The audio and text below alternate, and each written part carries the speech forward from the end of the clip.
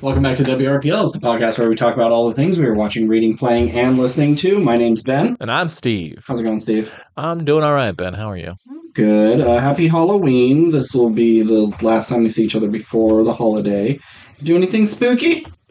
Uh, I'm not doing anything spooky. My family does the group costume every year That you ruin. that I try and ruin. You want Uh, to explain it? yeah, so every year my family does a big group costume, and one year we did like superheroes, and everyone dressed up as, you know, Superman and Batman and all them, and I dressed up as Peter Parker.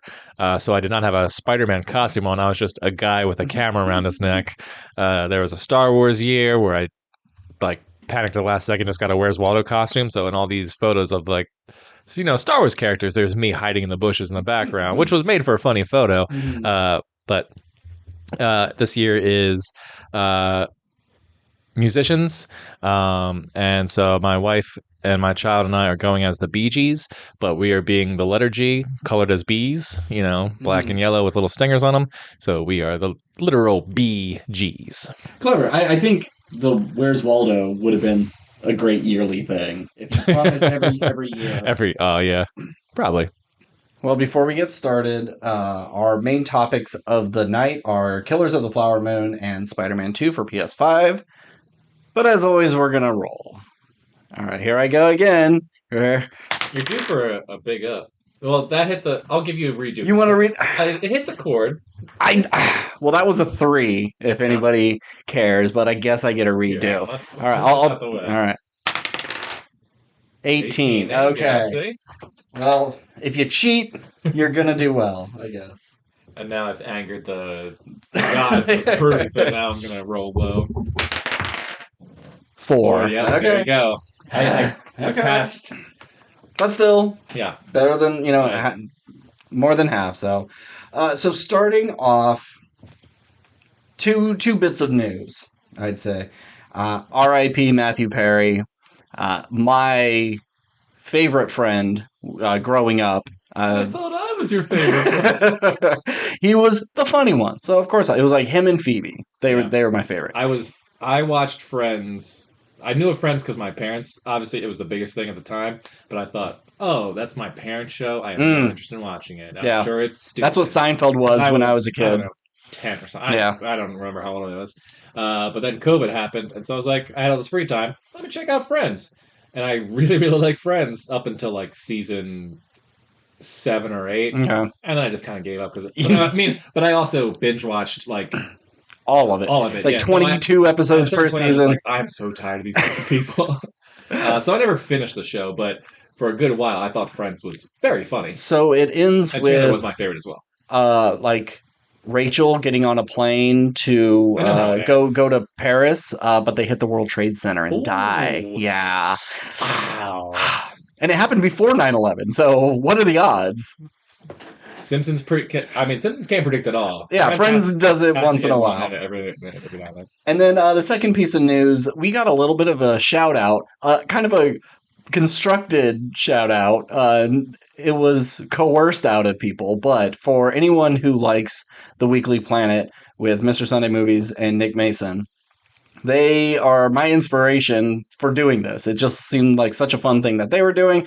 I wanted to do it too. Unfortunately, we're not really funny Australian guys, so we're nowhere near the caliber, but they're just the best. And they recently had like their 500th episode. 10 years of doing this, and on the 501st episode, their Killers of the Flower Moon episode, they read out one of my letters where I told a true story about a fender bender I had while I was listening to their podcast, and they read those letters more than others I've noticed. Like someone's jogging and they get hit by a car while listening to it. So I said, fuck it. I'm going to do a little clickbaity article or a headline, subject line, and get them to read it. And they did. And so they said WRPL podcast, and James, Mr. Sunday Movies, even started like looking it up. I think they got sidetracked, and I don't know if he hit enter to get a search. I got to see if there was a search for WRPL podcast in Australia. And so I don't know if I will insert it here or I'll probably put a time code in the comment, not in the comments, in the description of this, so you could listen to them read it out. And if any of you guys are here listening now because Because you heard that? heard the free promo we got, welcome to the show. Thanks for listening. Apologies that our first conversation involved a 9/11 joke. Oh yeah. Oopsie. Welcome to the show, I guess. Yeah, and they never answer it for you, but WRPL stands for watching, reading, playing, and listening to. So now you understand what this is. It does sound like a radio show, but that's It's kind of the point. The point. Yeah. Initially, I even wanted like the intro music to just be like that old time radio voice. It just, I don't know if it'd be an actual song. It would just be like the dee dee dee dee dee dee dee WRPL. Yeah, okay, gotcha. That's the vibe I was going for. Right? Okay, so yeah, we have two big things to talk about. I don't have much of anything. I've been all consumed with Spider-Man 2, pretty much. I did finish the Hunger Games series, but they're not fun to talk about unless you've watched it with me. But I will. I've seen the Hunger Games. Sure, yeah, and you read the books, yeah, and I haven't. Not the Songbirds. Yeah, shit, I haven't seen it. Hunger Games, the Songbird shit. So I'll just real quick. I always like number 1's the best, number 2's really good, number 3 sucks because it's boring and nothing happens, and number 4 is fun because it's the finale. Well, that's not true at all. Number 1 is really good. Number 2 may be the best. It's definitely very fun. Yeah. It's everything about 1, but has more of the budget and bigger stakes. It's a little too slick. I kind of wish the same director directed the script because 2, 3, and 4 all look the same director, and it's the same director for the next one as well, so that's great. But I kind of wish the first director stayed to maintain that original look. I think you could just tell, the town's a little bigger, the guards have slicker outfits, the TV where they watch the games on, it's a little bigger, and the color is very different. So yeah, 2's probably the best. 3 is actually really good. It's mostly propaganda, but it's interesting to see how a war sort of is fought behind the scenes and the optics of it, and how the good guys are willing to kind of lie and be bad guys for their cause. And I love that Katniss is just like, I don't give a shit about any of this. Just save PETA. That's all I care about. Just help PETA. Make sure my family's okay. And that the cat's okay. But the 4th one fucking sucks. I remember it being like really fun, action-packed, and the first bit is good, and the last bit is good. It's everything in the middle of them going through this city that has been modified into crazy Maze Runner death traps. Like, these are the neighborhoods where the richest of the rich are living, and all of a sudden walls are shooting up and black goo is coming after them. Like, this symbiote comes after him and, like, webs a dude up in the air. It's a bit much. And then, like, weird tiger ladies that help them that's totally not explained. There's just a lot of shit in there that is bad, boring, and stupid and can be pulled right out. You didn't need to split the last 2 into 2 movies. It could have been a nice, tight 3-hour movie with all the stuff. But I like the beginning. I like the end. But it's so heavy-handed and obvious what she's going to do at the end. Like, oh, Katniss, let your arrow fly and may justice prevail and let your arrow pierce the heart of the ultimate evil. And it's like, yeah, of course she's going to shoot the, coin, President Coin. It's so on the nose. But I do like that Prim dies and it's her lover's fault, and it makes her go like, okay, you've made this decision very easy. I'm going to go be with the guy who's been tortured and has the worst PTSD, and we're going to have a family. That's kind of a fucked up thing they did at PETA. Did they really need that for the story to turn him into this crazy monster? If he was a secret assassin and they would activate him at a certain time, I get it, but he's just like crazy from the get-go. He's just a feral beast. I mean, it's been a while since I've seen those movies, because I think I may have watched the first 2 twice, just as like saw it in theaters and then saw it at home or whatever. I remember liking all of them. I would say that if I remember correctly, I agree that probably 4 is the weakest. But I do remember it having some good action set pieces. And I will always take a finale over like a middle. And not saying that like a middle movie can't be better, but look at Empire Strikes Back. I generally like. We need to have an ending. Can you tilt your mic up more? You're coming real low, and then just project the shit out of it. Anyway, what was I saying?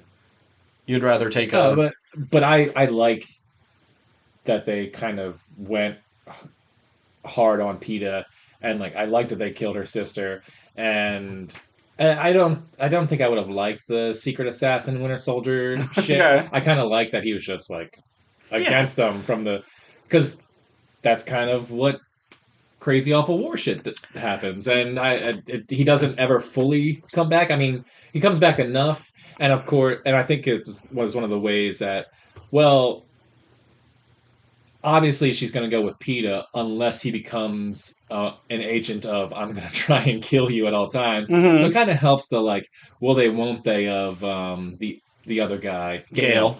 Gale, Um, so you have that going for you, but it makes sense that the two people who had gone through the most and both have PTSD is like mm-hmm. we went to the games together. Of course, we'll end up together because we're the only people who understand each other like Sure. this. Um, But I, I never really cared about Gale from the get go, no, I mean, Gale's kind of a dick in the last two. but I enjoy these movies. And what did the new one came? You're watching them because the new The one's new one's coming out coming out, right? Yeah. pretty soon. Okay. I guess I kind of jumped the gun a little early to watch them, but once I had the idea, it was hard to just go. Well, I'll do one a week. Like now, I'm doing four in 4 days. I just think as soon like Katniss sneaks away, I'm gonna kill President Snow. It needs to be me. Hmm. And she sneaks away, meets up with Gale.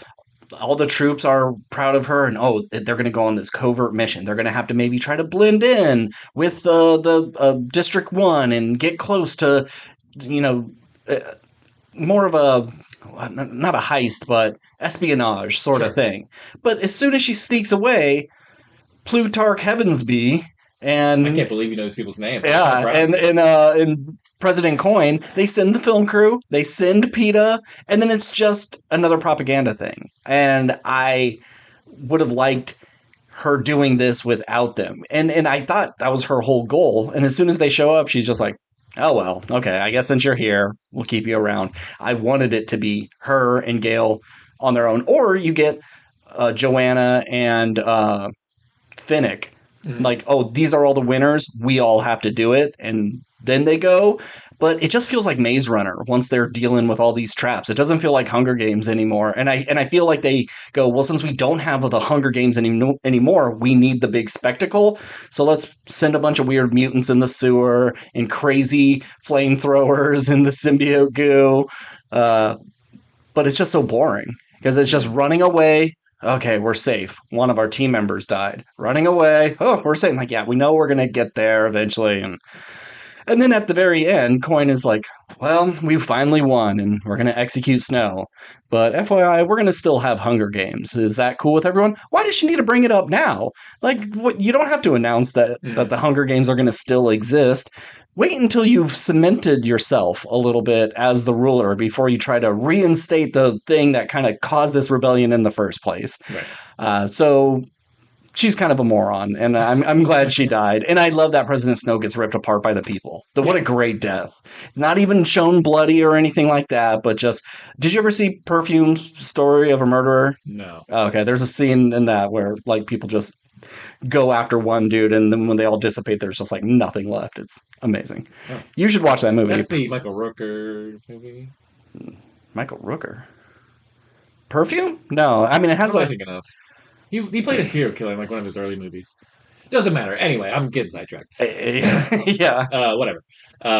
Yeah, I think what makes Hunger Games really good, the franchise, in my opinion, is that it's uh, it's like as adult for a young adult franchise as you can get. I think in Hmm. terms of its themes and how it handles everything. Like it's very mature and I think handles all that stuff very well. I think it, as men in our 30s, we could do without the young Thank adult you. stuff. Thanks for saying that. It's not true, but thank you.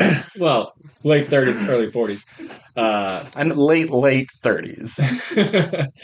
I'm well, sorry. yeah, sorry. Anyway, As people in our as people age in our group, age group, we don't necessarily need the young adult. Like, we want to see it go further, and I don't necessarily mean like more violence or whatever. I need to see younger children, more brutal deaths. But like, I remember when Hunger Games was coming out, everyone was talking about, well, it's just kind of like Battle Royale. Yeah. So, and I had never seen Battle Royale at the time, so I watched both of those movies pretty much back to back, and I went, Battle Royale is fucking great. Yeah. Like that is the better version of Hunger Games. Yes. But that's because that is a kind of like real world scenario taken seriously, and it's bloody and violent and feels real, and like even characters who you, because there's way more kids in Battle Royale than there it's is like in, 24 men, 24 women, or it may be 25, 25. like how all those kids handle things differently. Some commit suicide, some become mass murderers, some like try and use their smart, and some kids you just feel for instantly because they try and team up and they're like, we're gonna sit out and just like hang out in this little cabin by the sea or whatever, and then they just get brutally murdered or whatever. Like there's so much good rich stuff there, and so seeing Hunger Games and that, I was like, Battle Royale is the better choice. But I see why Hunger Games was successful, because it just hits a lot of demographics, so it works. But as now that I'm older, I think Hunger Games is only held back by its young adult content, which I think it could have. I'd like to see the adult version of Hunger Games, not the young adult version. Sure, yeah. Like, I like these movies a lot, and I want to know more about some of the other games. Like, Hey Mitch he was in the 50th anniversary Quarter Quell, the second Quarter Quell, and he only won because someone was throwing an axe at him, and he ducked, and it hit the barrier and bounced back and killed the girl, and that's how he won. But I want to. We've had 75 Hunger Games. We've only seen 2. We're going to see the 10th one. There's so many in between, and I would love to kind of see the fanfare and Caesar, what's his name? Caesar Romero? No, Caesar Milan? Caesar Palace. Is it? Is that what it is? No, Caesar's Palace. That's a joke from The Hangover. Okay. But having him, like, introducing, like, doing, like, an anniversary thing, and you remember the third Hunger Games, and giving a recap and of like some of the stories that happened, and little standalone episodes of who these people were, just as a highlights reel. I'm interested in seeing some of these other ones. Because you like seeing children get murdered. 100%. Well, if you look at the new one, it looks like they get dumped into this like arena right at the beginning, and it may be, this is it. You got to kill yourself in this room. So how did the Hunger Games maybe evolve to having an island that spins, and it's based on a clock and a tree with lightning? They had to start really simple in the beginning.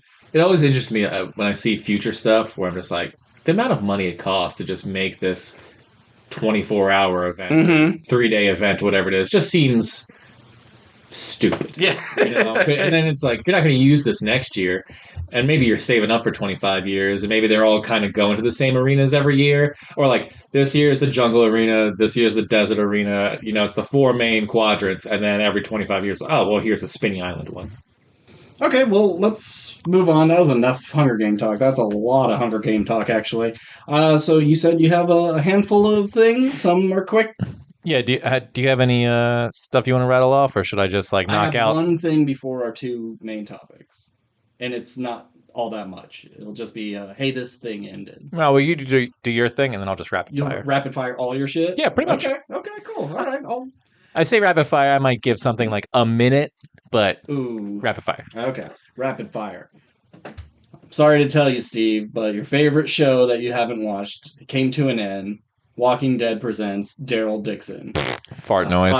So it came and it wrapped up, and it was good. I liked it. I think it was just as good, if maybe not better, than the Negan.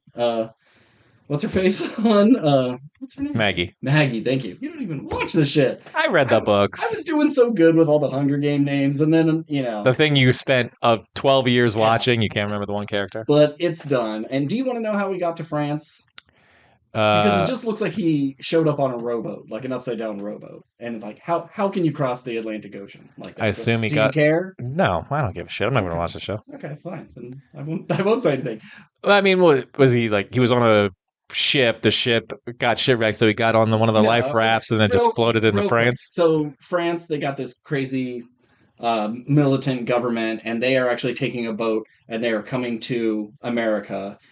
to take zombies as test subjects. So they're paying like local hunters and rednecks Hmm. in gas or food or whatever they need to round up their zombies. And so he's needing some gas and like, oh, fine, I'll show these guys. So everybody like brings three zombies, and then here he is with like seven zombies. Oh, look at this guy, isn't he good? And there's some young kid like, hey, I can help you. You know, if you help me, I help you. He's like, I just got seven zombies. I don't need your fucking help. And so this young kid's just trying to earn some money because he has like a pregnant lady at home. And so the asshole rednecks go, fine, you could help us. And then when they come back the next day with their catch, that kid is dead. Mm. And Daryl's like, what the fuck? You killed this kid just so he'll turn into a zombie and you could get one more? That's fucked up. Oh, I didn't kill him. A zombie bit him. Like, you could see choke marks on his neck. You guys killed this dude. Start a fight, and they're like, hey, break it up. You're not going to get your money. And then they get kidnapped by the people who are offering money. And like, if you're gonna, cause a fuss, we're gonna take you on our ship and use you as like test food for the zombies. And so some of these guys are just getting eaten. But as Daryl does, he fights back and kills a bunch of them, and has to jump overboard to get free. But they were off the coast of France, so it's not like he took a rowboat the whole way, just Gotcha. part of the way. He's But so cool. yeah, and then so they've created like super zombies that like Of they course they have. they inject them with a thing and they start becoming like acidic, so they just like burn right through Oh, you. you did tell me Yeah, that and though. like gets stabbed and he's like just walking with a pike in the middle and it's just burning away. And yeah, they just have ones that are kind of more ragey and are uncontrollable, and they'll even attack other zombies because they just don't know what they just want to rip apart stuff. I think Killian Murphy should have just shown up as like a cameo thing, and then I would have been sold on it. But Yeah. So it's done, and it's like he's left with: do I go back home or do I stay and help this kid who looks to me like I'm a father? And then if I abandon him, I'll be doing the exact same thing that my daddy did to me. So he's left on this like, ooh, I'm not sure what to do. But then cut to a preview for next season. It's called Daryl Dixon, The Book of Carol. And it's all about Carol finding out what happened to Daryl and tracking him down. I, oh my god, fuck you. I All knew right. you would love that. My face So I hurts. think it'll be her eventually gathering the clues. She'll get to France, and then there'll be one final season of How them the? in France together raising Uh, this kid. Oh, and this kid's like a special. Maybe I mentioned it before. he's Not. Oh, I mean, he is a little special, but we're losing viewers by the second. his mom was bit while he was being Yeah, born. yeah, Did I mention that? I think so. Yeah. Okay, and so zombies don't really attack him. So he's like Gotcha. a day walker. So they don't really go into it that much. It happened one Sure. time, Right, but right, right. yeah. So that's it. And so the next Walking Dead thing is the Michonne Rick story, because there was a part where Daryl's on the walkie with Carol, and like, oh my God, where are you? How'd you? We thought you were dead. He's back. He's back. And like, Carol, and of course it cuts out. So I'm assuming they're talking about Rick, and they've had a couple of promos with Rick and Michonne. So Yeah, that'll like be a Rick fun. and Michonne show makes sense, especially since those movies are not happening. Not Or yeah, and they've just bailed on those characters in the show. Oh, you know the two leads of the show? Fuck them. yeah, but it. I can't believe how long and popular I guess Carol is. That Yeah. how long that she stuck around and popular that she stuck around. Considering in the book she died like Uh in huh. book one, maybe two, whatever it was. I think it was two because at the prison. Um, But yeah, that's pretty much it I wanted to say about Walking Dead. You had a bunch of stuff. Rapid fire. Steve's little shits. Let's go. all right, real quick. So I tried. A coworker of mine is a big fan of Mountain Dew, as I am. So they brought me a Voodoo Mountain Dew. Oh. They accidentally got me a Zero Sugar, which I was like, ugh. Ugh, and did you puke all over him? No, she was just like, it's delicious, and I wanted you to try it. And I was like, oh, thank you. That's so nice of you. And I tried it, and I turned around. And I was like, I say this with all due respect. This is fucking gross. And she's like, well, you're wrong. And she got really upset about it. But it grew on me the more I had it. And I think Mm, had it not been Zero Sugar, I tried to take that out of. But mm, like, there's always whatever the diet flavor is. You know, Yeah.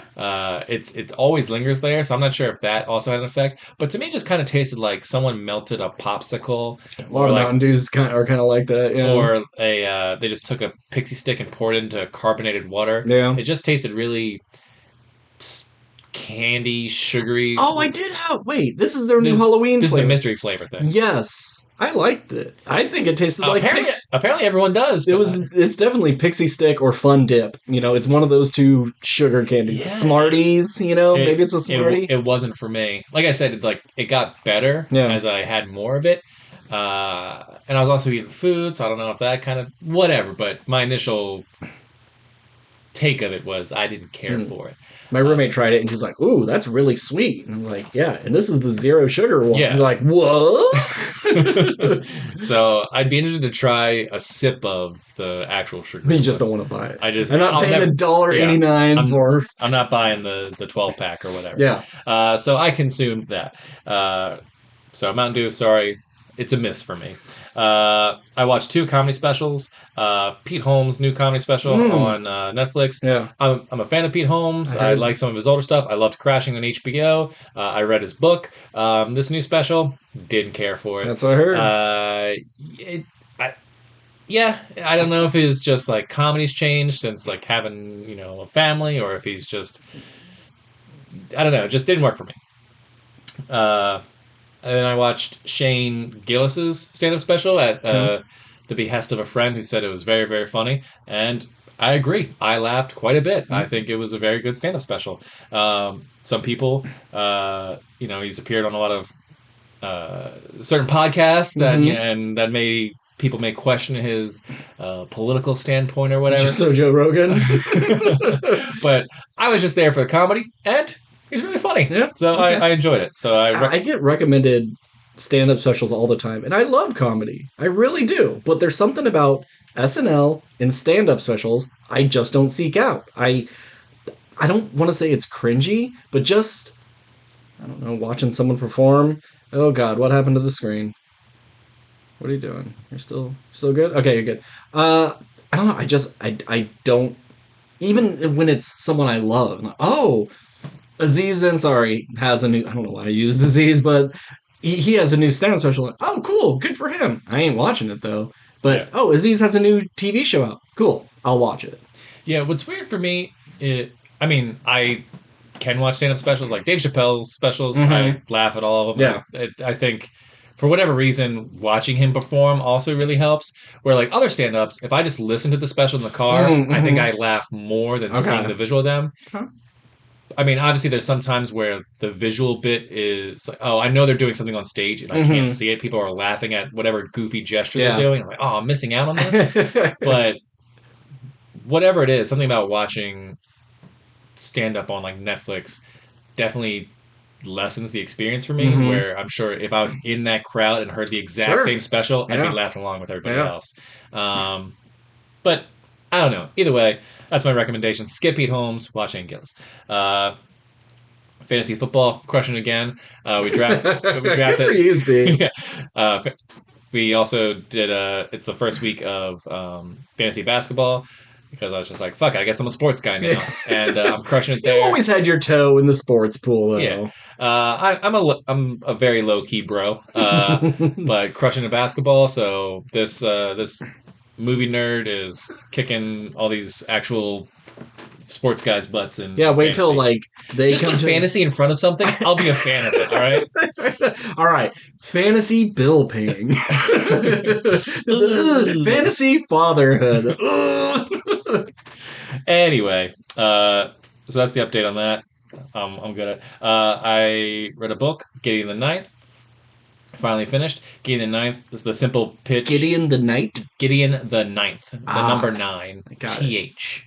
Gideon the Ninth, the simple hook that got me to read it was lesbian necromancers in space. And honestly, you didn't really need to put lesbian in there, because that plays next to zero aspect of it. It's just like kind of a fun character trait, because she mentions like, oh, these lady nudie magazines I read. But really I think it was just a marketing tool to gather like the LGBT crowd into like buying these books.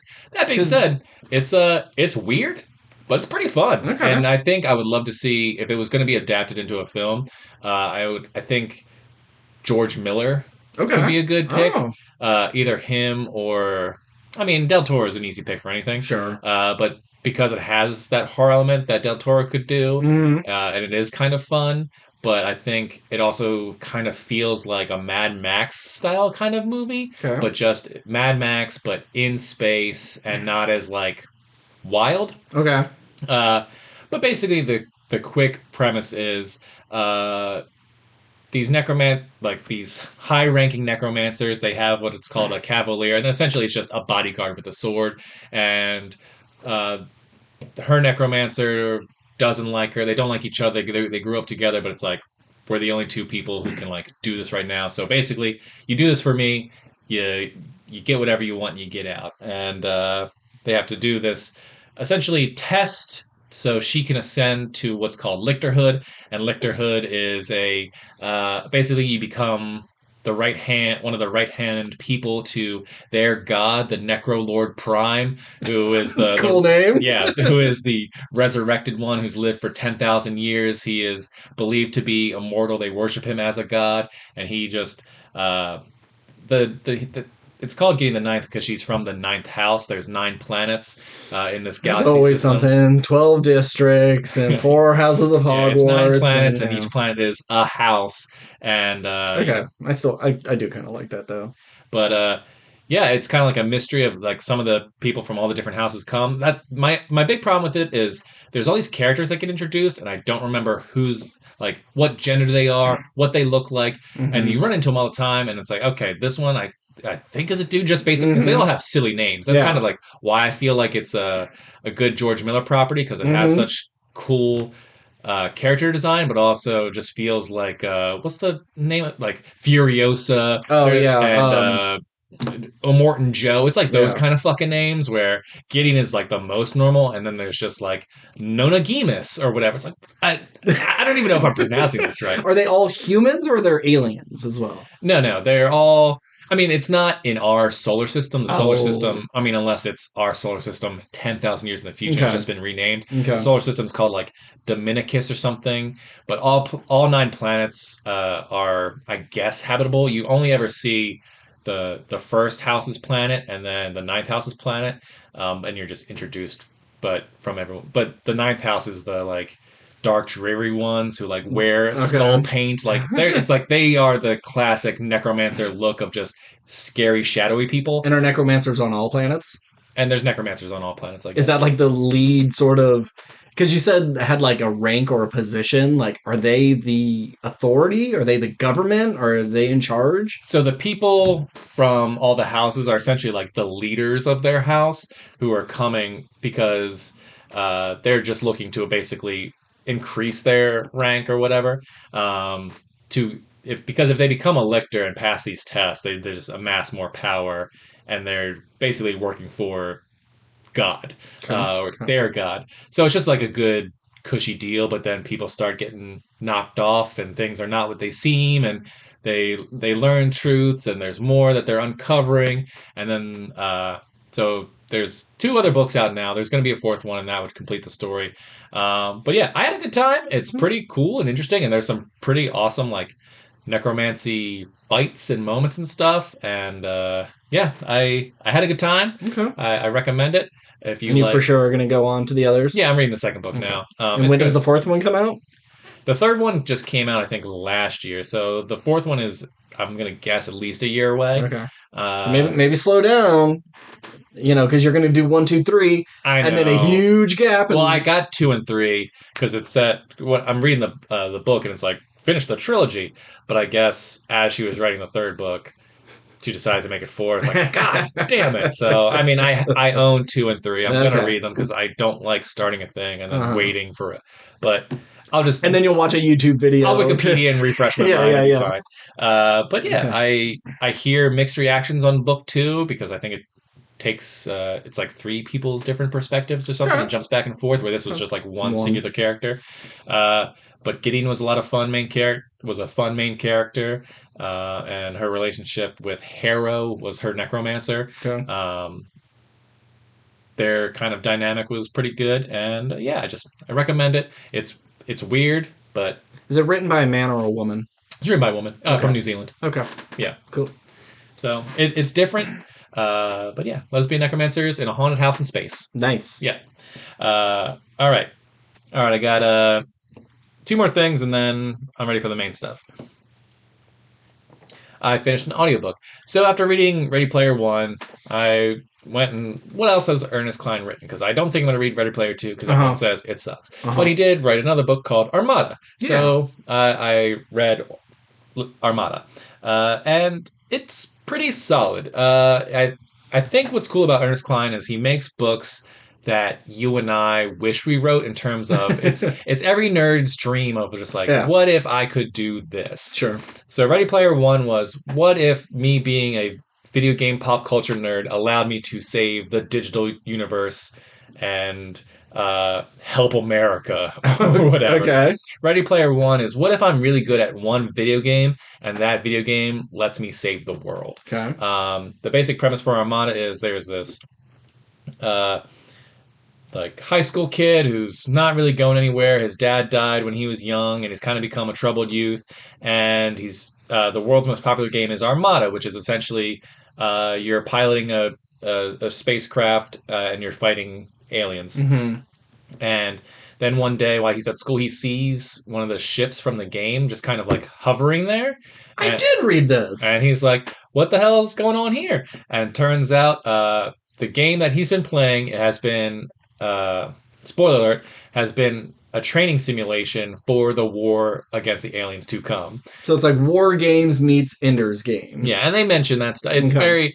It mentions pop culture stuff and talks about it. He doesn't know anything else. It's nowhere near the level of Ready Player One, where it mentions every movie, every video game, every TV show ever made. This is like specific. And I've read and seen him played them all 17 times. This kid is not a super genius. He's just very good at one thing, which makes... Imagine that. Your character not being a Mary Sue. So it makes him a little bit more believable. And he's a bit more, I mean, he's still kind of whiny in the same way that, whatever the fuck his name Wade Watts was. But Wade Watts was just like, oh, I'm ugly, but good thing I got this machine that got me fit. Oh, girls don't like me, but I'm cool in the thing. And then just everything just works out. And the technology's there, and like, you could buy it, sure. But it's just like, what happens if an ugly dweeb has all the abilities to like make himself weird science himself into being a hot guy and saving the world or whatever. But I enjoyed this book. It did feel like at times it took a long time to get to any sort of action beat. But as a... I totally forgot that I read this book. As a nerd who has, we all, as a young boy, we all dream of being able to save the world. And, I don't have any marketable skills, but it's like, oh, I'm good at video games or whatever. And it's like, oh, I can use that skill. Oh, everyone said, oh, video games will do nothing for you, or you can't make a career out of video games. Like, I saved the fucking world by playing a video game. Yeah, if the world was on the line and all I could do was play Spider-Man 2, the world's fine. I'm excellent at that game. So it's fun. It's not as interesting as Ready Player One in terms because like how he crafted the world of Ready Player One and how money changed and how governments changed and how people live. Like all that I thought was super interesting. There's a lot of interesting stuff going on in Ready Player One where this was just very straightforward of, hey, aliens are coming. We need your help. This has all been secret, undercover, subliminal messaging. Like we made sure Star Wars got made. So people got interested in space battles and stuff. And like that kind of stuff is interesting. But I don't think there was any other like real interesting characters or any. There wasn't any big like memorable moments for me. And it's just the one book, right? It's just the one book, and it could lead into sequels. But I liked it. I would say it is if I gave a book a grade, a B minus, because I was entertained. I just don't think and I think it could be adapted easily enough, but I don't think it'd be so mind blowing that we haven't seen anything like it before. It's pretty straightforward, but if you're a nerd, this is the kind of book designed for you. It's a book for nerds by a nerd, and it's solid. Okay. It made me want to play the game. just to see what the game Yeah, was because like. don't you get like a whole console? Like it's not just a controller. Don't you have like a like almost like a rig, like a Well, racing I think you game? can play the game essentially on like an Atari stick and A a VR VR headset. headset, Okay. but then he gets a special rig that allows him to make it sort of more This guy involved. loves his special rigs, you Yeah, know? so if I could try that out, because I never got into Ace Combat, but I Mm, love being in to pilot a ship and fly around and like use yeah. missiles and shoot things down. I would really love a really good game like that, but it just seems like Ace Combat's kind of boring. Yeah. I want a more like I tried the Star Wars Squadron thing, Oh and that was yeah. kind of fun, Yeah. but I don't know. Maybe Yeah. it's just space because you can only go left, go right, and shoot. Barrel roll and then Yeah, turn around. there's Yeah. after a while, I think it Maybe you kind of need to plays play itself out. Starfield. You know, you need to get an Xbox and play I don't know a Starfield. goddamn thing about Starfield, Yeah. surprisingly, even though it's like the talk of the town right now. Yeah, I've heard like, oh, PlayStation owners are now second guessing their purchases of PS5 Not because enough. Starfield's out. I'm like, yeah, okay, maybe for a game. And then Spider-Man 2 came out and we forgot about it. And we went, oh yeah, this is why we have PlayStation because all the exclusives are the best. But my a buddy at work, he's playing it and he's having a hell of a time. He's just loving it. And like everything you wanted to do in like No Man's Sky is more of this. Like you could go Hmm. to any kind of crazy planet and build your own ship and do what you want. Do you want to be a mercenary? You could go do that. If you want to like try to be a smuggler, do that. You want to be a farmer and build a base on a planet, you could do that. It seems fun, but I don't think it's for me. Yeah, I love the idea of building my own ship to see if I can make something cool. Mm-hmm. Uh, but yeah, I just don't know. I need to do more research. I doubt I'm going to get it. Well, yeah, it's an Xbox exclusive, so Oh, okay, great. Then I'm definitely not going to get it. there's a funny thing since you probably won't be playing it, and it's not a big spoiler.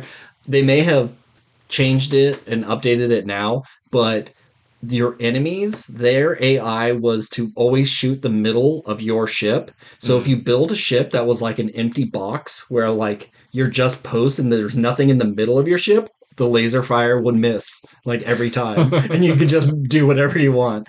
I thought that was a funny little thing, but I'm sure they patched that Yeah, real quick. gotcha. Okay, we're gonna talk about I Five have Nights at I have Freddy's. one more. Oh, of course you do. My last one. I watched Fall of the House of Usher, the latest show from Mike Flanagan, who we love from Haunting of Hill House, Bly Manor, Midnight Mass, my personal favorite of the bunch. Yep. Uh, Uh, I never saw Oculus oh or God. Gerald's Game. You gotta watch I, more of his I movies. You watch a lot look, of his I'll watch TV. Gerald's Game and Oculus, Uh huh. whatever.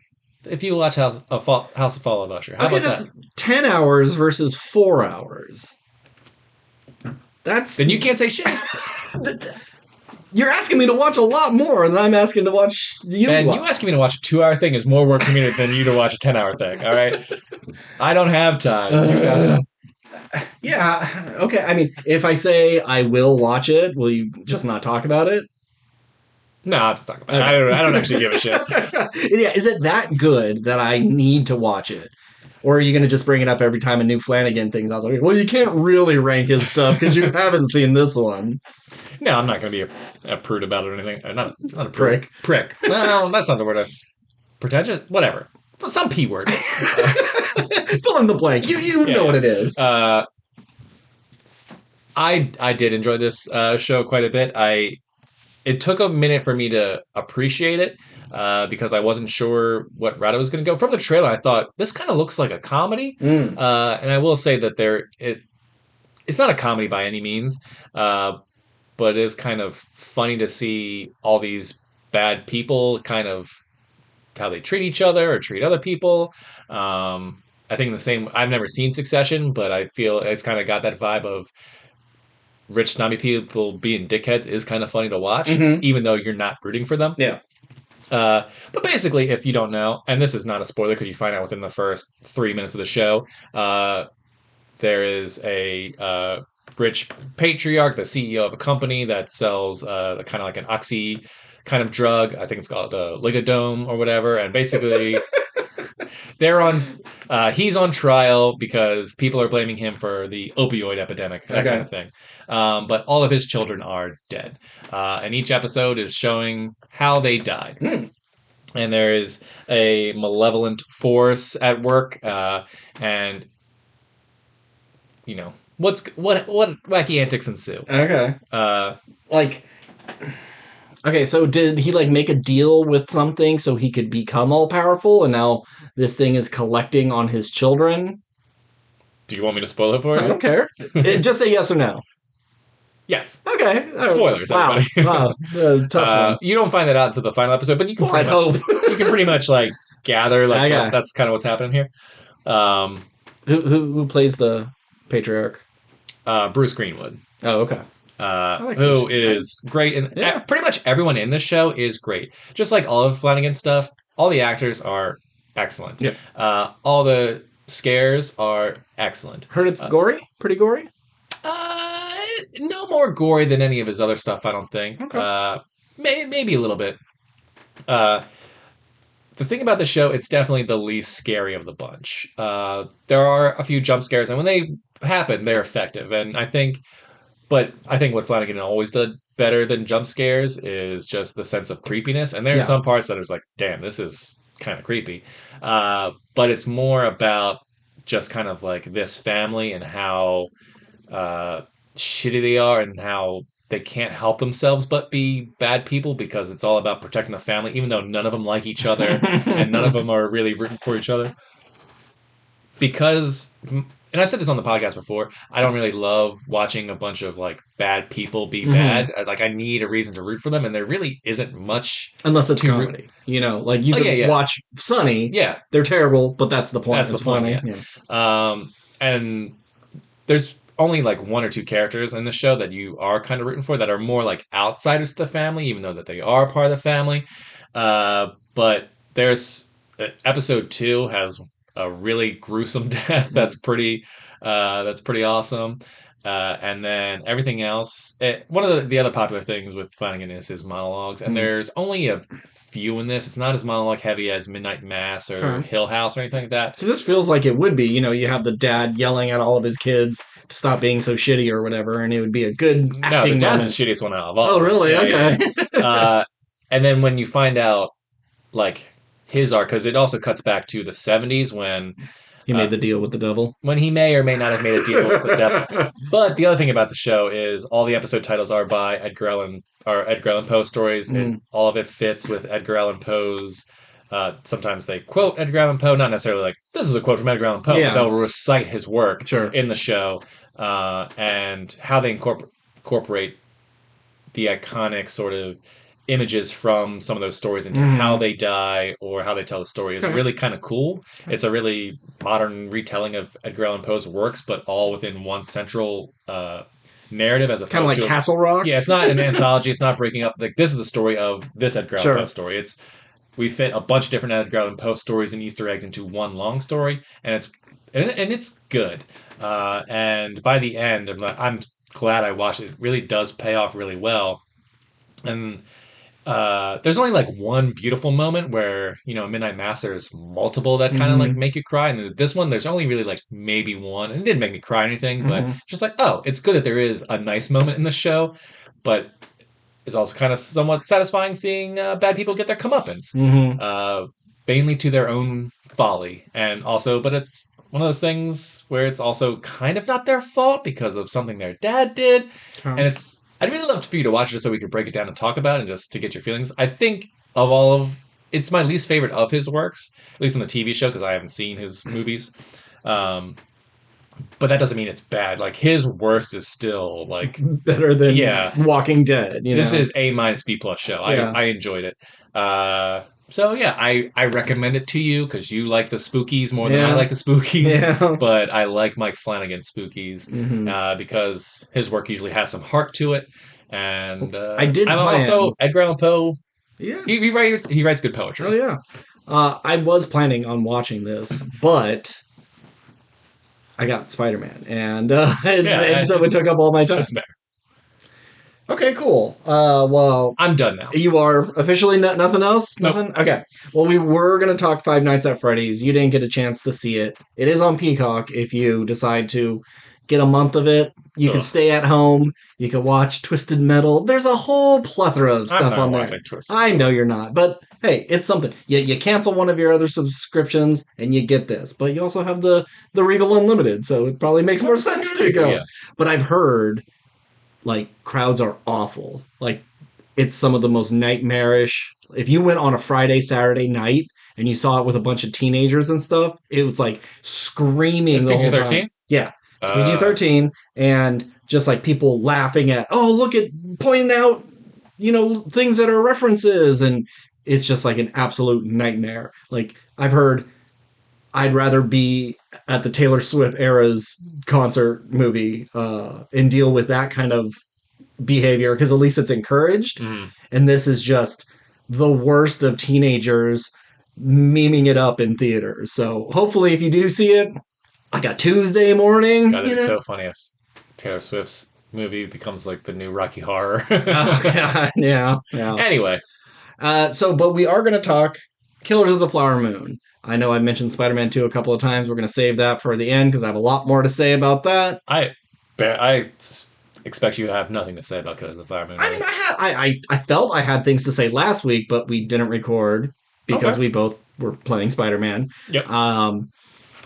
So I don't know if I can remember everything. There are things that I like. I watched it last night. So Mr. IMDb over here, what's the general synopsis of Killers of the Flower Moon?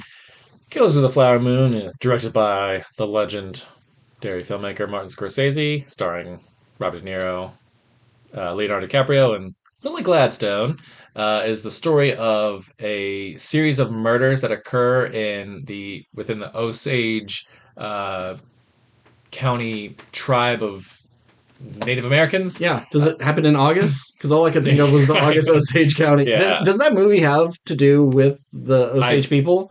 I don't think so. Okay. I think it's just the area in which... Okay. In modern day Oklahoma. Okay, because I never knew anything about that movie. And then when I heard the tribe in this, I was like, oh, shit, that's the same thing. Am I missing like an interesting story with that movie by just dismissing it because that's a terrible title? But anywho, yeah, they're getting rich from oil. Yeah. The Native Americans in this Oklahoma area have discovered oil, and now they are... Well, they were kind of forced to be on this land because their other land was taken. Mm-hmm. Like, you could have this scrub land, like, fine. And then they strike it rich, and they're like the richest per capita they're the richest in the world. Yeah, apparently. And so now they have all this money, and all these white people are moving in, and the white people are like they're chauffeurs, and they're so friendly, and they're so friendly. And then quickly you learn that maybe these white people don't have the Native Americans' best interest at heart. No, but they were their allies and friends. But this is a story of Leonardo DiCaprio and Lily Gladstone. They fall in love. Robert De Niro is Leonardo DiCaprio's uncle, and his uncle is kind of the unofficial mayor of this town. He is a close friend with all the Native American people, and they trust him very well, but you quickly realize that maybe he's not the nice man he pretends to be, and gets his nephew, Leonardo DiCaprio, involved in some shady dealings, and this is sort of the fallout of what events occur. Yeah. So they have like these stupid fucking rules of like, oh, this is all your money, but you got to have like your parents' permission. Like you have to have a white person attached to your account that will allow you to have an allowance, even though it's your money. It's absolutely ridiculous that the bank can say you can't have it unless your white friend withdraws it for you. And so Leo DiCaprio comes back from the war. He's got a hurt tummy. He can't do any of the real man's work, so he's got to be a chauffeur. And he falls in love, and I use that in quotes because he says he really does love. I believe he does. Maggie? Molly. But I don't know if he actually does because he's totally willing to. He knows her family members are being killed off with this sinister plan from his uncle. He's part of the problem. Mm-hmm. He's willing to poison her insulin. And yeah, he's not going to kill her, but does he truly love her? I don't really see it. I feel like just any of the white guys who are marrying the native women, they're doing it just because they'll get the rights to the thing. And like one of them is married to her sister, she dies, and then he marries the other one like 3 weeks later, and you could tell like this is scummy behavior. And I don't see Leonardo DiCaprio do anything in this that really makes me feel like he loves his wife. Like he's not protecting her from all these things. He's just kind of just going with the flow. Well, what we haven't said and what makes sort of it a gray area slash I can see why it's confusing. Uh, but Leonardo DiCaprio in this movie is kind of simple.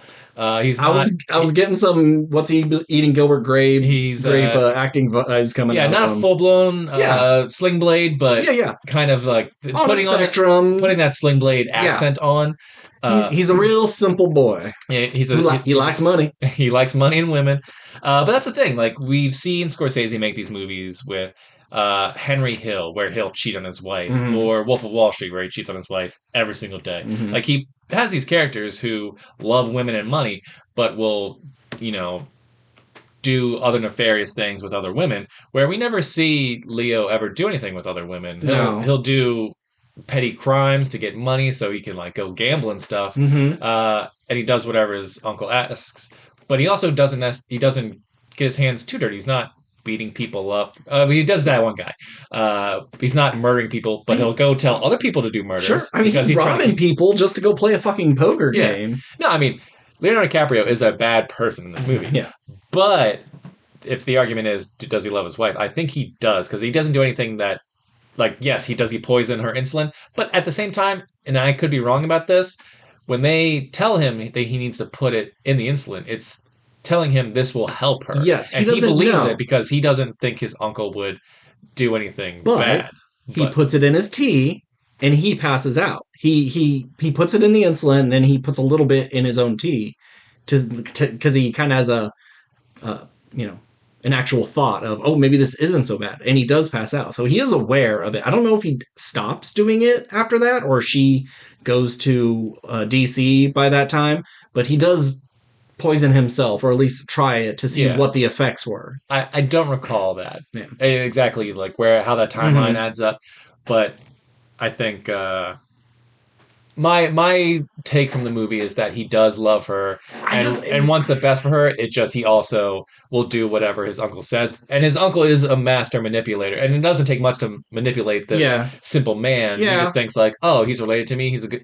He often says, my uncle is the best guy I know. He's a good man. I don't think he believes that his uncle is not a good man, despite the fact that his uncle is doing these things, because it's just, oh, this is how it is. If he was more out of the loop, he was manipulating Leo to do these things, but he didn't realize the cascading events that happened. Oh, but because I left this door propped open, these people were killed. He doesn't realize that's why it happened. He just did a simple thing for his uncle. If he was a little more naive, and then when they finally ask him to do something fucked up and he realizes it's his wife's sister, mom, whatever, and then he says, no, I can't do that. They are my family now. Oh, I'm your family. Before they were... If he had a little bit of a monologue about something, I can maybe believe it. But I think he's completely aware of what he's doing. He knows he's a bad guy. He doesn't love her. He knows he's just doing it to get the oil rights. But he's okay being in the relationship because that's kind of the time. You found someone who you didn't hate, and you just got married, and then that was true love. You didn't do fancy courting for years and years. I'm not saying it's true love or that it's the right kind of love or anything like that. I just think in his mind, whatever it is he's doing is justified, or like, yeah, all these other people might be quote unquote savages, but my wife isn't, because I love her. When he's in court, and his uncle is just, at the beginning of the movie, his uncle's just like, oh, this Molly girl, she's, real nice. She comes from a lot of money. You should, I bet she'd be real sweet on you, like nudging him in her way. But I think when he's in the courtroom and saying like, yeah, I did all these things. I got all these people. It's like, but I knowingly, I love my wife with all my heart. Like I believed that, but maybe I'm wrong. I'm not saying you're wrong. That's my take. I didn't even see him good really, or bad. He did love his wife. Like he didn't even really care for his kids until one of them died. You never see him really interact with them and have fun and play. That's not true. It seemed like he was babysitting more than like raising his kids. Well, I'll say that because we don't see him actively have multiple scenes with his kids, that you could get that he didn't love his kids, but I think he did, and I think he was happy with his kids. And obviously, when his daughter died, he was devastated by it. Hmm. I think he very much did love his Okay. kids. It's just in order for the pacing of the movie, it's like we don't need to watch him raise his kids multiple times or like be a good stay-at-home dad because Hmm. yeah he wasn't working so much because she had all the money. That was part of the, like the nice part about it, which he even says like I pay for stuff and you Hmm. know what do you can is like but I'm at home cooking and cleaning. God, I wish I was a stay-at-home husband.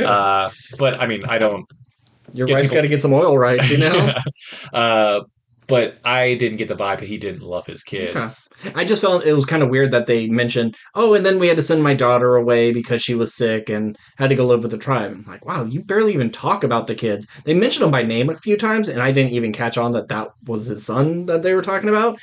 And I felt, well, that's kind of odd that they even bring this up. The kids are such a non issue in this movie. Mhm. And it's like, oh, well, we brought it up because this kid is going to die later, so we kind of have to have this emotional scene. But I don't think it was really built up and earned all that much. Sure. They either they needed to make him dumber and loved his family more, or make him a little bit smarter and more evil.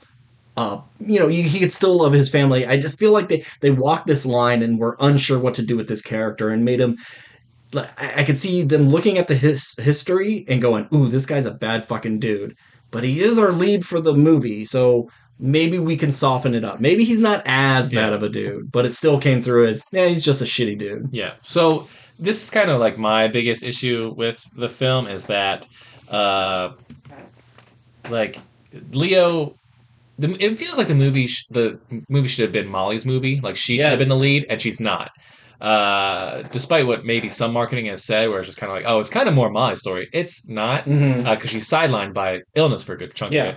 Every time she's on screen, I think she's great. I think she's fantastic. She's Uh, good at doing a real solemn face. There's only like two times she smiles or laughs, and most of the time she's just like, "Ooh, yeah. I'm sick and I'm dying." But I think that there is a phenomenal performance here that we don't Hmm. get to see. Like she just needed like one real meaty scene. I think every scene she's in, she's great, and she's Yeah. better than Leo throughout the entire movie, in Yeah. my opinion. Yeah. But Leo is in it a ton. I think Robert De Niro is better than Leo in this movie, but Yeah. I was actually very De surprised with Niro it. Yeah. is he's in it quite a bit, but he's Yeah. not in it like a lot. Uh, Doing an accent, yeah, he's actually acting because so many people, especially me, I didn't watch a lot of De Niro growing up. So a lot of the things I saw him in was the Meet the Parents and oh, his okay, more comedy side, and then kind of the downfall of all the dumb comedies he did, and like King of Comedy and Taxi Driver. I've seen those, and he's really good in it. But I'm more familiar with his comedy side than his dramatic side, which is really sad. yeah. Uh, so it was very nice to see like De Niro like giving a shit and not just being De Niro. Yeah, I've pretty much only seen De Niro's famous roles and then Meet the Parents Hmm. and Fockers, well, yeah, I'm just that franchise yeah, and the Fokker Dirty franchise. Grandpa or whatever. Oh yeah, Like yeah, those, I yeah. think, are the only two De Niro comedies I've Hmm. seen. Everything else I've seen, Raging Bull, Taxi Driver, Hmm. Heat, Yeah, whatever. Anyway, I think all three of them are pretty much everyone in this movie everyone's killing it. is great. Yeah. Uh, I don't think there's anything wrong with this. I think this movie is perfect in just about every way. Hmm. The issue is, and this is going to be a controversial opinion, I think it needed to be 6 hours long. Okay. And Miniseries I think sort it of needed to thing. be an HBO miniseries Okay. because I think what it needed was I needed more time in this world. I wanted to know about the tribes more Hmm. and their people and their culture because like they're all there. It feels real and authentic and genuine, and everything looks like it's pulled straight from old Yeah. photographs. And like these sets have been there, and this is a real place. Yeah. Like nothing in this movie feels fake. Hmm. Uh, but I wanted more time with the tribe because I think as you know we don't see too much Native American stuff, despite the fact that this is America and it's been built on Hmm. the desecration of these people. But we don't learn about them that much, and so I Yeah. want to learn more about these people and like their society. And I think we could have an episode on that. I want to see an episode on Molly and uh, Leo's character's name. Yeah. Now I'm you. Yeah. What? Mark? Uh, Tom? Thomas? Oh. because Robert De Niro was Hale Hmm. and DiCaprio was he's in it the most. Yeah. Anyway, Molly's relationship with Leonardo DiCaprio, I want to because it's basically one car ride and then they're making out. Yeah. It really and not that I need to see their whole relationship in terms of the movie. I think it's paced pretty well Hmm. because you don't need to see their whole relationship to get that they like each Sure. other. But I their relationship could have been the thing that makes me go like, okay, DiCaprio's not that bad. Hmm. Like I needed a reason to root for him other than he's simple and he Yeah. doesn't know what he's doing as much as he should. Uh, but he does kind of know. And if he just loved his wife in a way that was very believable, I would go like, okay, he'll never do anything wrong to her intentionally, but then he does. Yeah. Um, and the first hour of this movie I thought was really great. The last hour of this movie, when it gets to like the real heavy crime stuff, I think Hmm. is really great. It's just that middle hour, Yeah. The middle middle hour of 15. complete repetitiveness Yeah. of, hey, this guy needs to die. Go find someone. Hey, I found someone. You got to go do this. Okay, him and Han, kill him. Hmm. Okay, cool. And then repeat. And then it's just find the next sister, find the next guy. And it gets so mundane in that Yeah, middle. because we're also seeing and this is if you're coming from the Molly side of the story, and I say this, and maybe the Molly movie wouldn't work or it wouldn't be interesting, but like imagine being the woman who is slowly losing her entire family, and Yeah. we get some scenes of her being devastatedly, crying and full Hmm. of grief, and obviously she loved her mother very much. And we have the scene where her mother meets her ancestors, and I was like, "Oh, what a beautiful little scene in here!" Yeah. But then we don't really do any of that again Yeah. and I would like more of that. Uh, And when you tell it from her perspective, you can make Leo the loving husband and his uncle the yeah, the helpful friend, the white man that we can trust. And she's so confused. Who's doing this? And it's this crime mystery. yeah. And then you get to the end and oh my god, my husband was poisoning me and our uncle friend was the bad guy the whole Or you time. find out the uncle friend was the uncle friend. The uncle friend was the bad guy. It's like, but at least my husband was good. My husband, and then the Yeah. last thing you learn in the final episode is, oh, my husband was poisoning me with Yep. insulin, whether he knew it or not, Sure. whatever. Whatever. Um, You get but more of a thriller. yeah, and there is a version of this movie where originally it was going to be from the FBI standpoint. Leo was going to play I've the heard detective, that. and it was going to be kind of more of a thriller movie, and they decided to go a different direction Yeah. with it. And I think while this movie is I think this movie is good and important that they still make movies like this, Hmm. especially big budget, uh, like just classic, well crafted cinema with great performances and everything like that. Where it's not just like we need to make it mainstream, so let's make it the FBI thriller that Yeah. we've seen a bunch of times. Sure.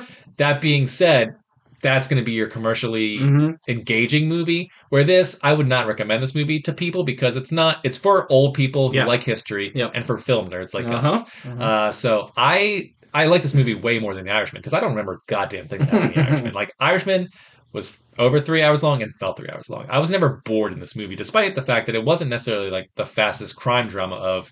It felt like a lesser. It was like if you mixed Dances with Wolves and Goodfellas, but it wasn't as fast paced as. It's been a long time since I've seen Dance with Wolves, but I remember liking Dance with Wolves.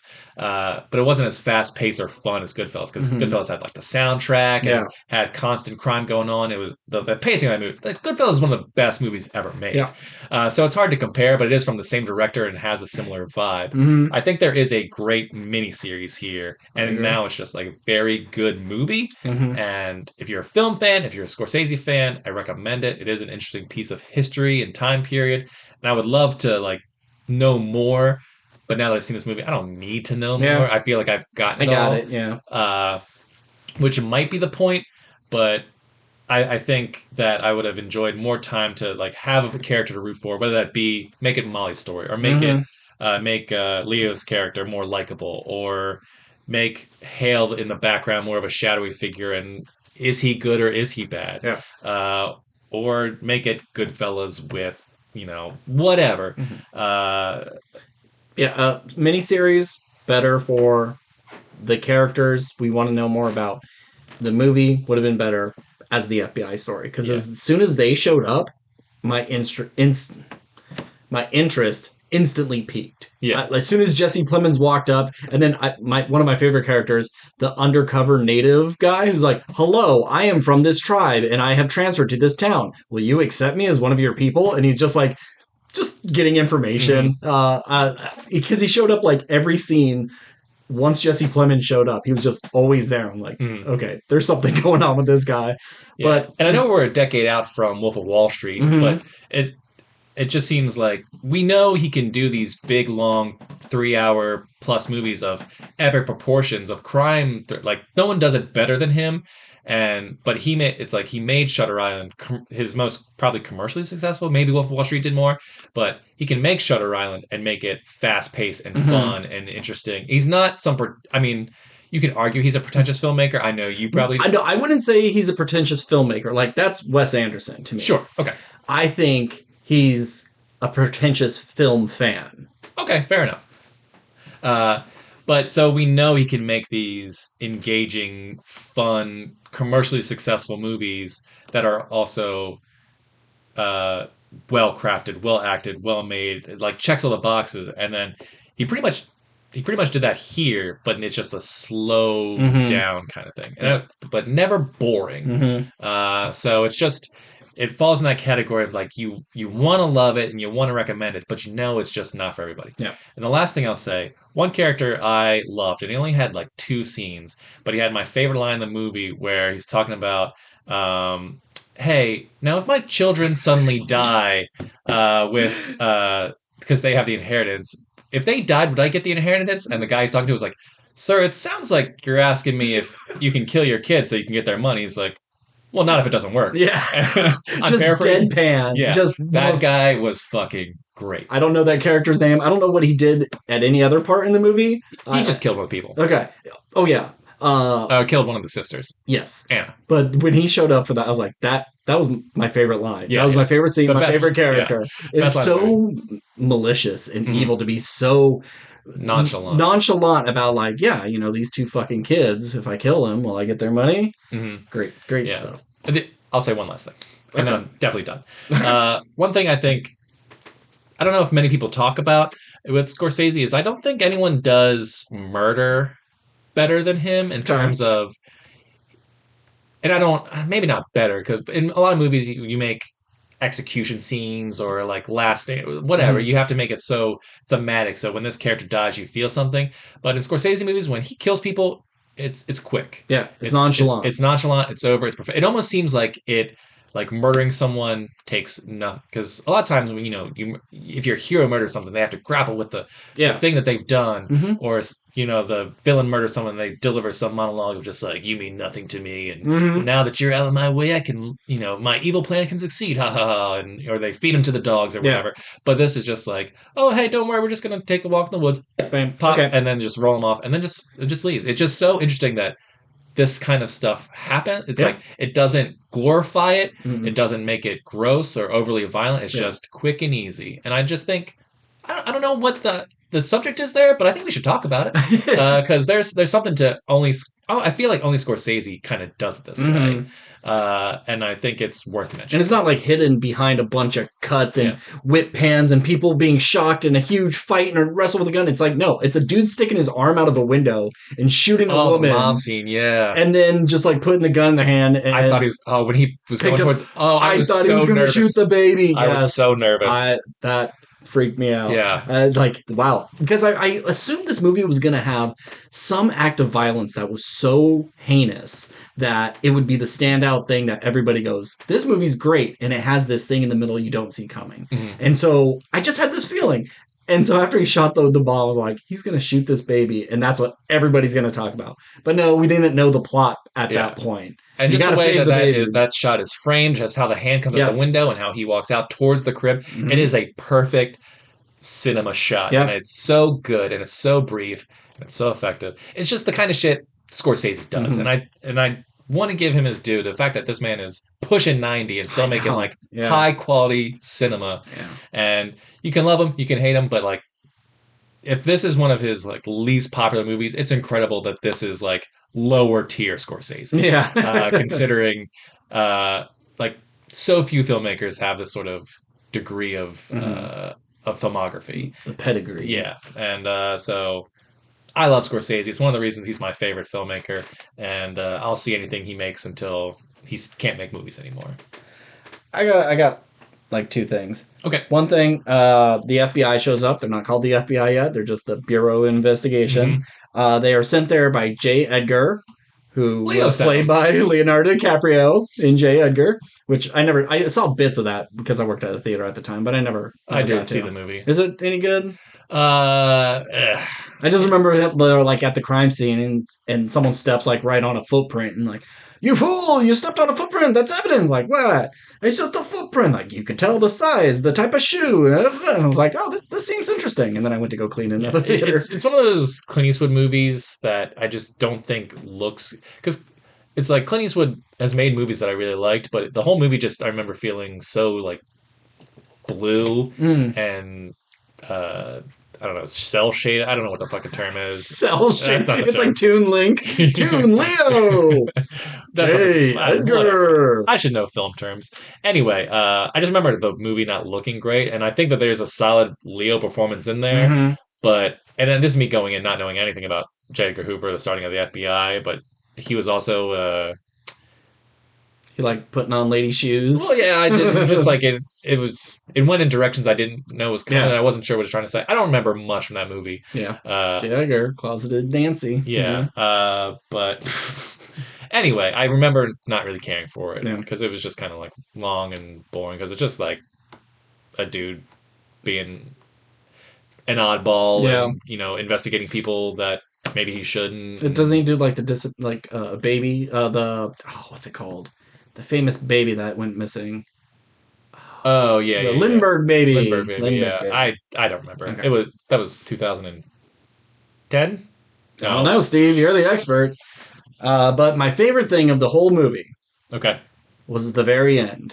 The radio performance to wrap up everyone's story. Oh, really? Instead of just having text on a screen saying what happened at the trial. You get to see this radio play of how they sponsored by the FBI and seeing them do the Foley and doing lines. It was just a really neat way to end the story. And Scorsese gets a little cameo at the end. And apparently one of those Foley guys was Jack White from the White Stripes. Yeah. I didn't know. I didn't see it, so it got mentioned. Oh, okay. And I was like, really? I didn't notice him at all, but apparently he's there. Yeah. I couldn't tell you a goddamn Jack White song, but I know what Jack White looks like. So you don't know any of the White Stripes songs? I mean, I'm sure if I heard it and you're like, this is a Jack White Stripe song. Okay. But, oh, okay. I've heard the song before. Yeah, he's very identifiable. But he's like if Edward Scissorhands never lost his hands and just grew up to be a normal person. He's just very pale and... I always see, it comes around every Halloween, but it's a picture of Jack White, and it says, Jack White looks like Michael Cera dressing up as Johnny Depp. Yeah. Yep, I can see that.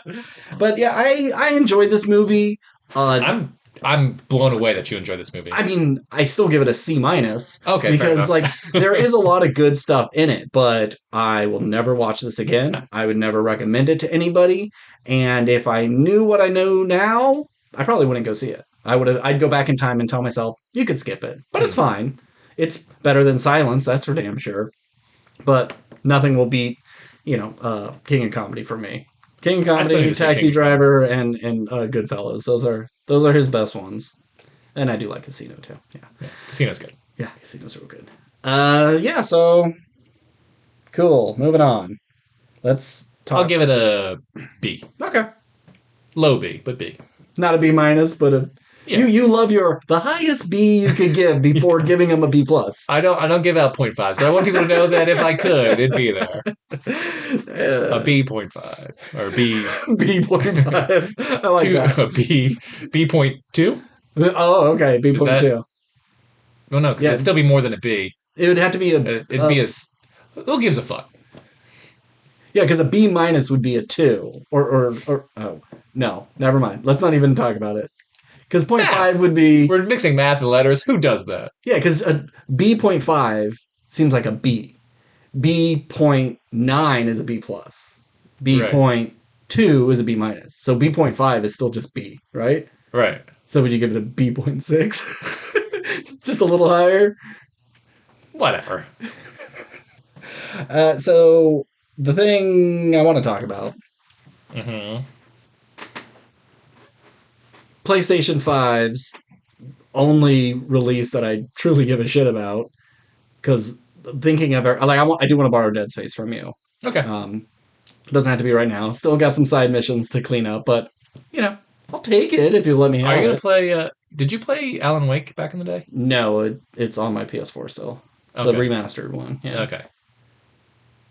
Well, the new one's out. I hear it's great. Oh, okay. I want you to buy it and then let me borrow it. Well, I never played the first one, so. Well, play the first. Well, We'll I don't see. think the first one holds up. Okay. We're getting sidetracked here because I got the Yeah, you remaster did as well. Yeah, and I remember you reviewed yeah. it. I remember loving it back in the 360 days, Yeah. but then replaying it now, like, oh, this game isn't Yeah. really all that fun. Okay. Interesting game. Definitely a fun precursor to Control. I forgot that it was the same company. Oh, yeah. Control, like Control. super interesting, cool world and Yeah. fun gameplay. But at the same time, I'm like, I don't know what the fuck is going on Yeah. or what this is about. It's like they cared more about their particle effects flying in the air than Yeah. making an actual fun game. Anyway, Anywho, Spider-Man 2.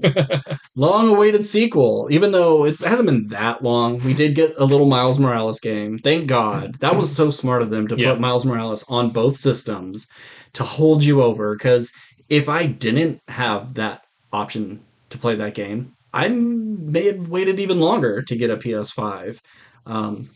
So that satiated me for a little bit. Because when did Spider-Man 1 come out? Spider-Man was 2018. Miles Morales, I believe, was 2020. Okay. Yeah. Yeah. So good spacing out. And so this is 3 years later. 3 years later. About 1 year later in the game. Yep. In game universe. They're both just killing it as Spider-Man, doing their spider thing. This game is pretty much the exact same game. When it comes to combat, not a whole lot has changed. No.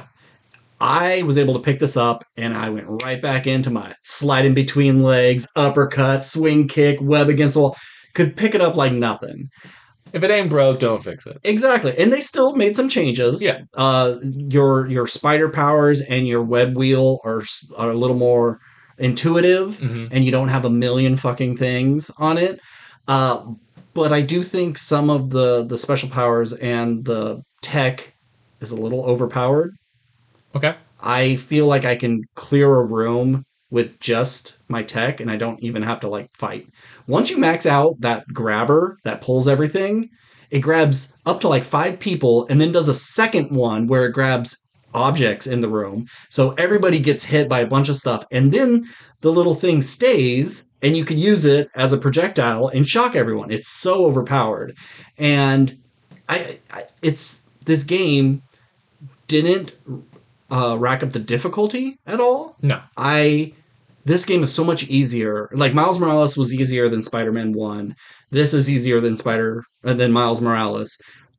The most difficult, annoying things in that first one, chase the bird, and you had to swing through certain rings. It could be a little difficult if you didn't get the right angle. Yeah. Where you have flying in this, but they're so much easier. They're frustrating as fuck at times when you have to follow those birds and stay in the slipstream. But so fun. But incredibly fun. Yeah. That's what I want. And we were talking about Ace Combat and stuff earlier. I want to be chased in a ravine and follow that kind of path thing. Anyway, go. Yeah.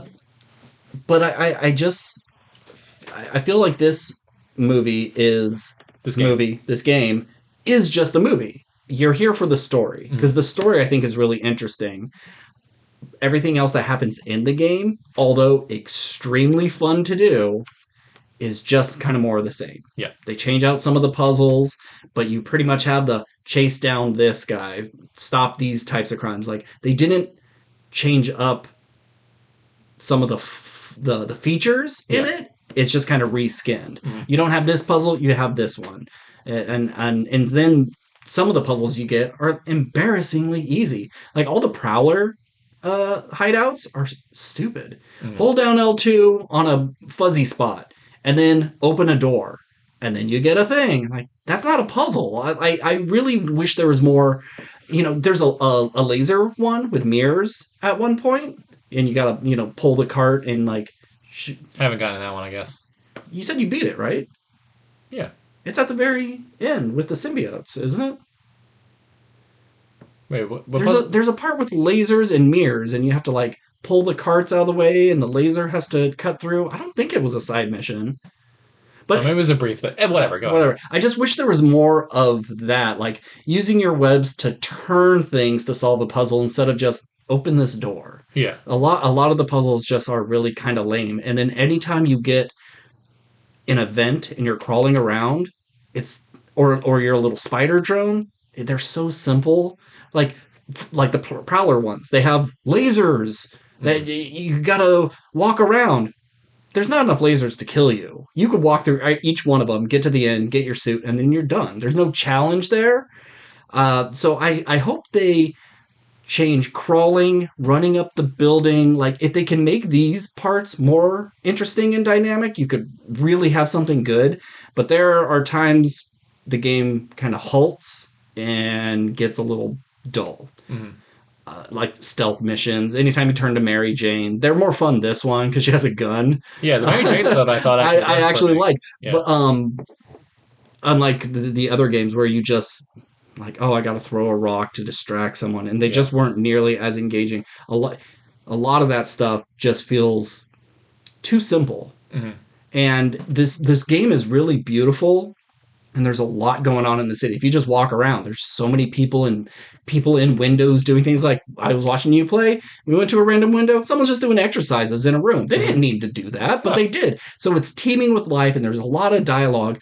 But when you are playing as just Miles or Peter and you're in a fair, there's like at the carnival, you can do a couple of games, but most of it's just wasted. It's just scenery. Because this isn't a game where you collect things when you're in that mode. There are like hidden chests throughout, but there's no reason to go search for anything. Just follow the icon and get to the next story beat. Most of the time it's like, hey, you want to sign up for this? We're doing this thing. Cool, man. I'll see you later. Inconsequential. I know it's supposed to like bring out more of the world, but a lot of this stuff never comes back. So it just feels like so much effort for something you're not going to do. And it's a shame because like even when you're swinging by all this interesting stuff, and a lot of it you don't even see. Yeah.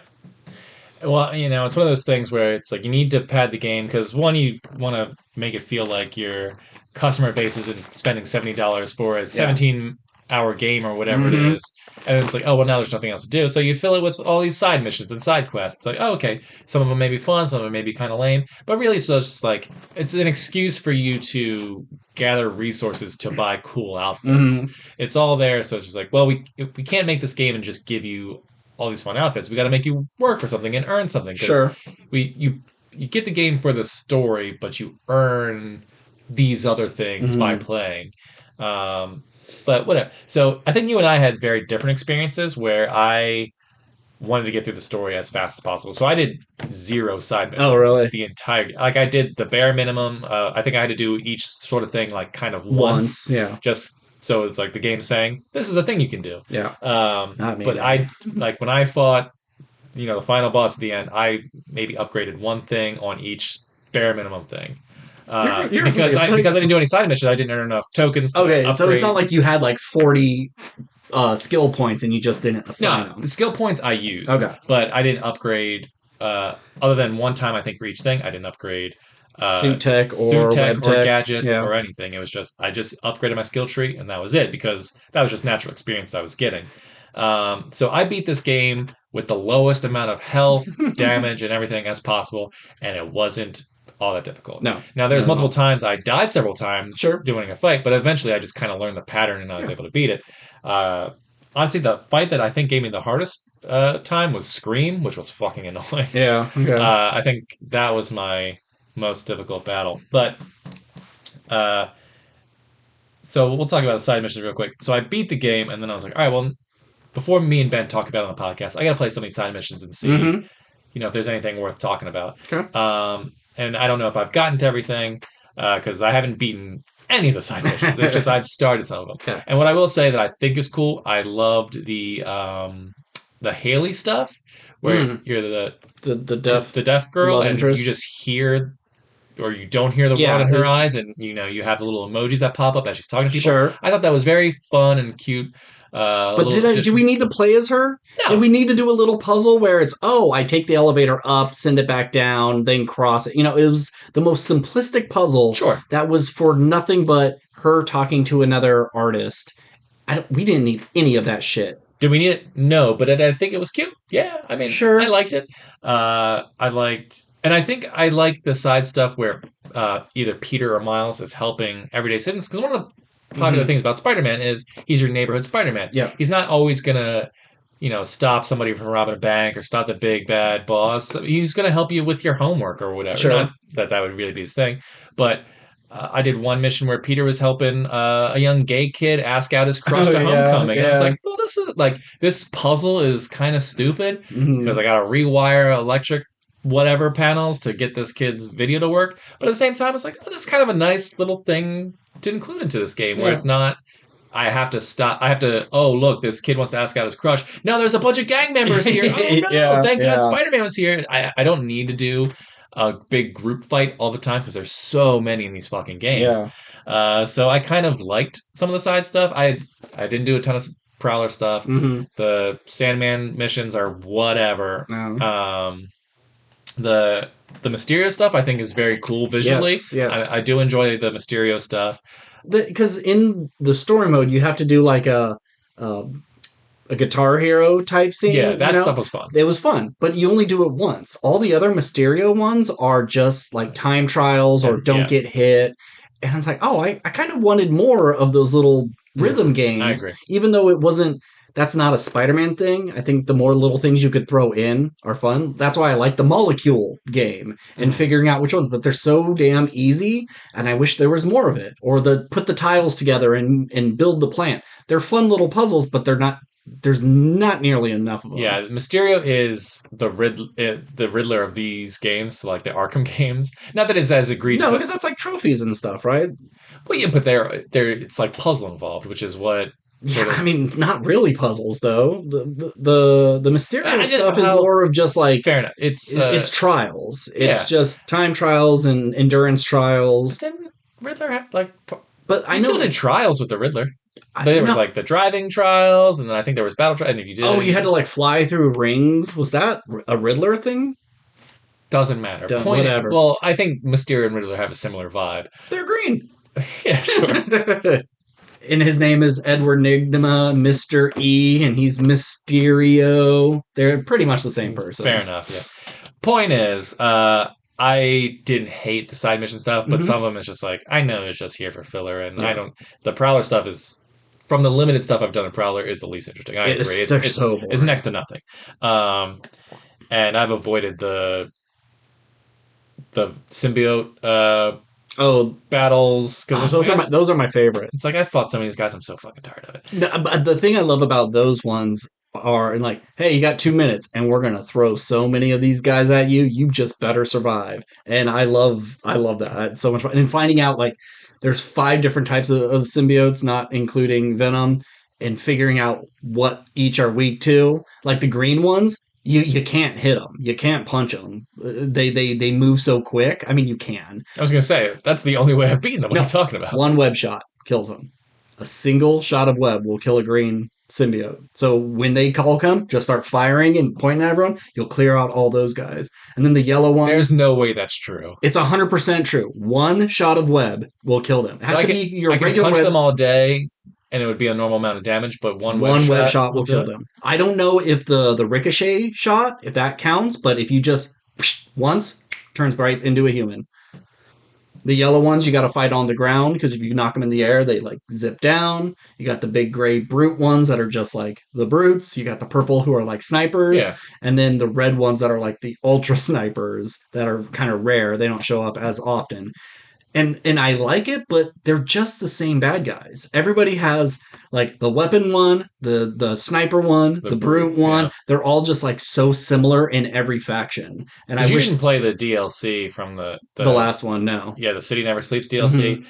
That shit was annoying because every mission was just here's a big group of guys that we're just going to keep throwing at you, and it's all the same guys. Like you said, the biggest change is like, oh, this shooty guy can fly or something. Yeah. It's really this, and I know that's just classic game making because there's only so many kind of villains you can make without them being Elden Ring monsters that have Sure. different abilities and stuff. But But it's so annoying because it's not really character variety. It's just a No. different skin. It is. And whereas in the previous games, a lot of those gangs kind of work together, and these ones don't, because you have the symbiotes, you have the hunters, and then you have the like fire cultists.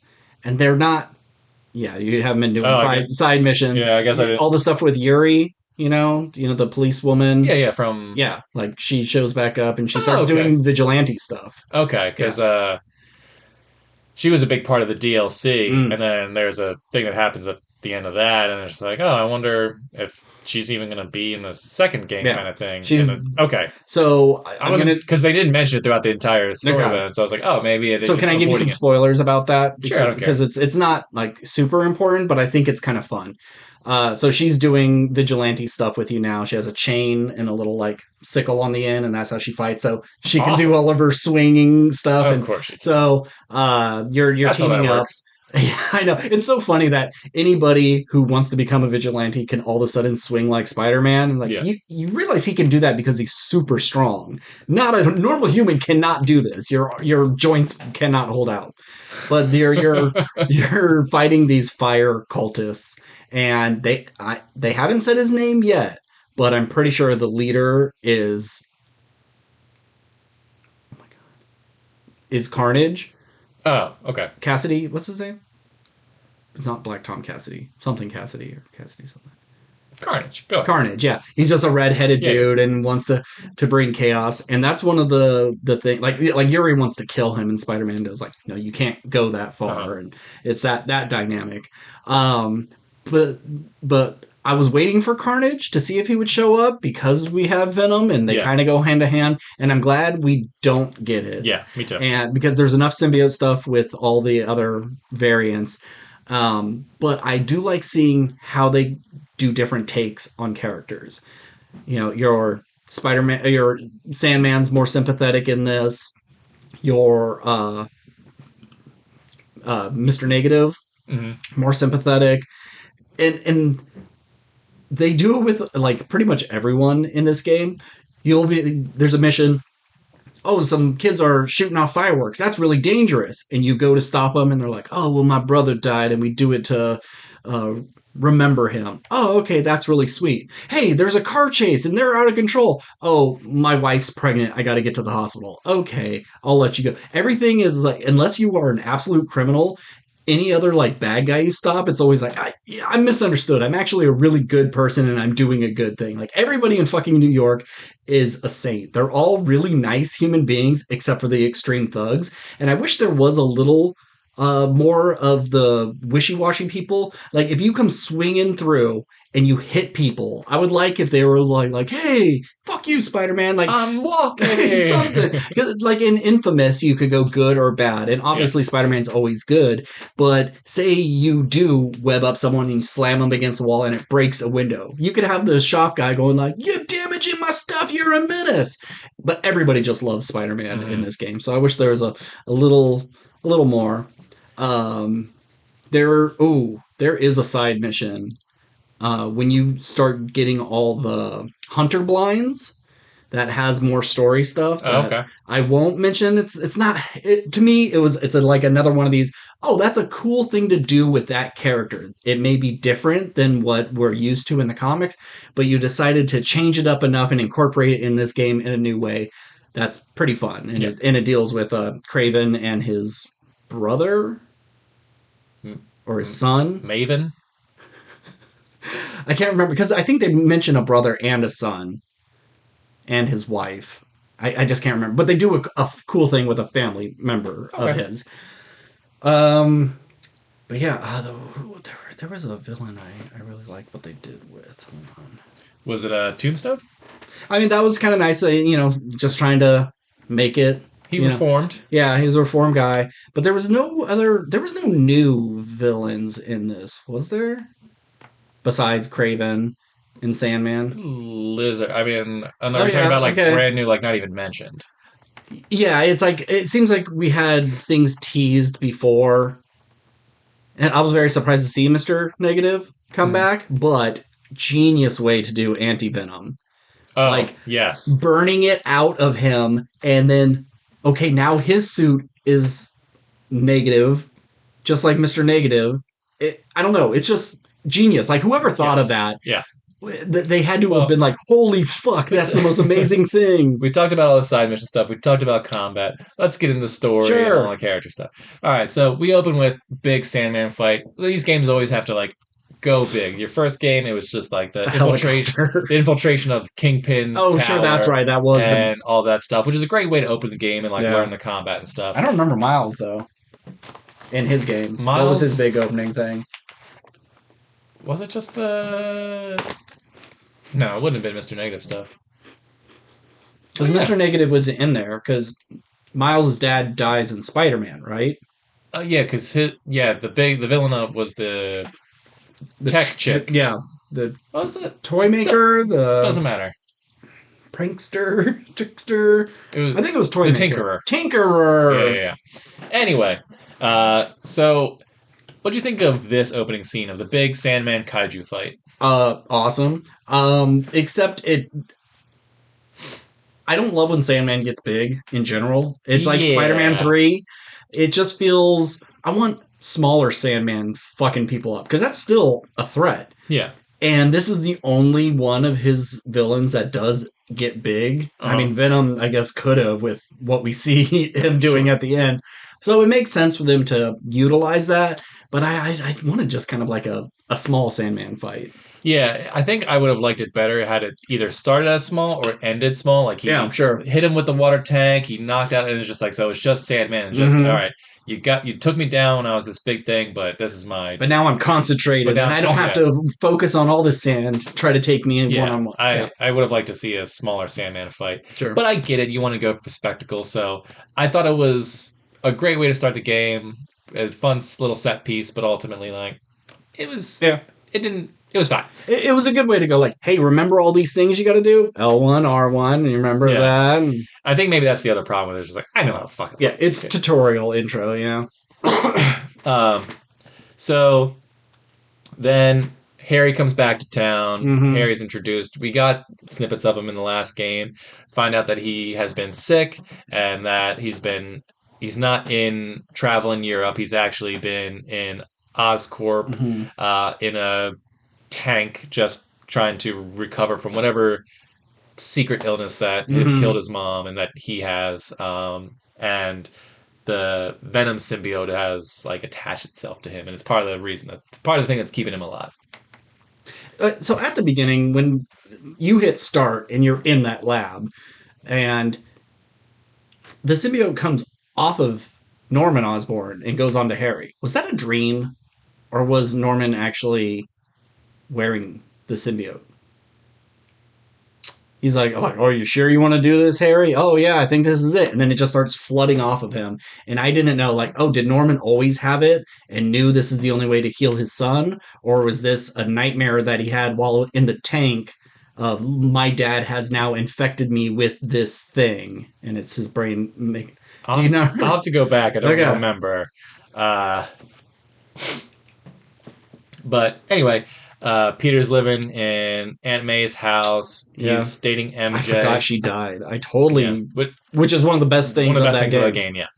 Which is mean to... It sounds mean to say, but it's like the emotional crux of it. It's like, and we don't do I save the person I love the most in the world, or do I save the city? Yeah. And of course I do the Spider-Man thing. It's beautiful. Anyway, so Peter and MJ are together. They're not... MJ won't move in because she's focused on her career, and obviously he's busy with Spider-Man stuff, but they want to He needs to give up the house as well. She's like, I need to be in the city close to the newspaper. Yeah. Well, Spider-Man, so do you. Sell this fucking house and go get an apartment in the city. Win-win. I know he's like, I don't know if I could get rid of it. I can't even go through her stuff. But like, come on, man. I mean, you could sell that house, but it still wouldn't cover probably 2 months rent in New York City. maybe. You know, whatever. Miles is doing like college applications and stuff. Like they're all kind of living their lives, but still trying to like do Spider-Man stuff. But he has a brain fart. He doesn't know how to like describe himself. So even though it's kind of corny, I do love the intro where he's just like, well, Peter, how would you describe yourself? And also for the people at home who don't know who these characters are, let's give you a quick synopsis of who we are. Let's take it back one more time. Yeah, exactly. And anyway, so they defeat Sandman. Everything's hunky-dory. Venom comes in and starts mucking stuff up. It's like, oh, well... Does he come in and start mucking stuff up? Well, not Venom, but I just mean like the symbiote. No, it's healing Harry. He's feeling calm. He doesn't need his cane. They go like reminisce, and it wasn't until Spider-Man was in trouble that Harry pops out with the Venom power. So Tombstone gets captured. Oh, because Kraven. I forgot he was the part of this movie. So Kraven comes to town and he's capturing supervillains. He kills Scorpion. He captures Tombstone, and Peter's like, Tombstone used to be a villain, but he's a good guy. He's he just reformed. wants to do racetrack stuff. He wants to work at a go-kart track. So Peter goes to save Tombstone, one of his old nemesis, and that's when Harry shows up in his new Venom suit. It's like, oh, Harry has superpowers too. Yeah, I love that Peter couldn't hold it back and just goes, Harry? And then Harry's just like, holy fuck, Peter? Like, Spider-Man is Peter Parker? That's crazy. I do like that people know. Like, Miles' mom knows. Yeah. Genki, Haley. Can I just jump to the end real quick on a thing about knowing stuff? So, Harry Osborn is being wheeled away by like an ambulance, and Norman's just like, "What did you guys do? Oh, I'll get you for this." This is the only part that doesn't work for me. Yeah.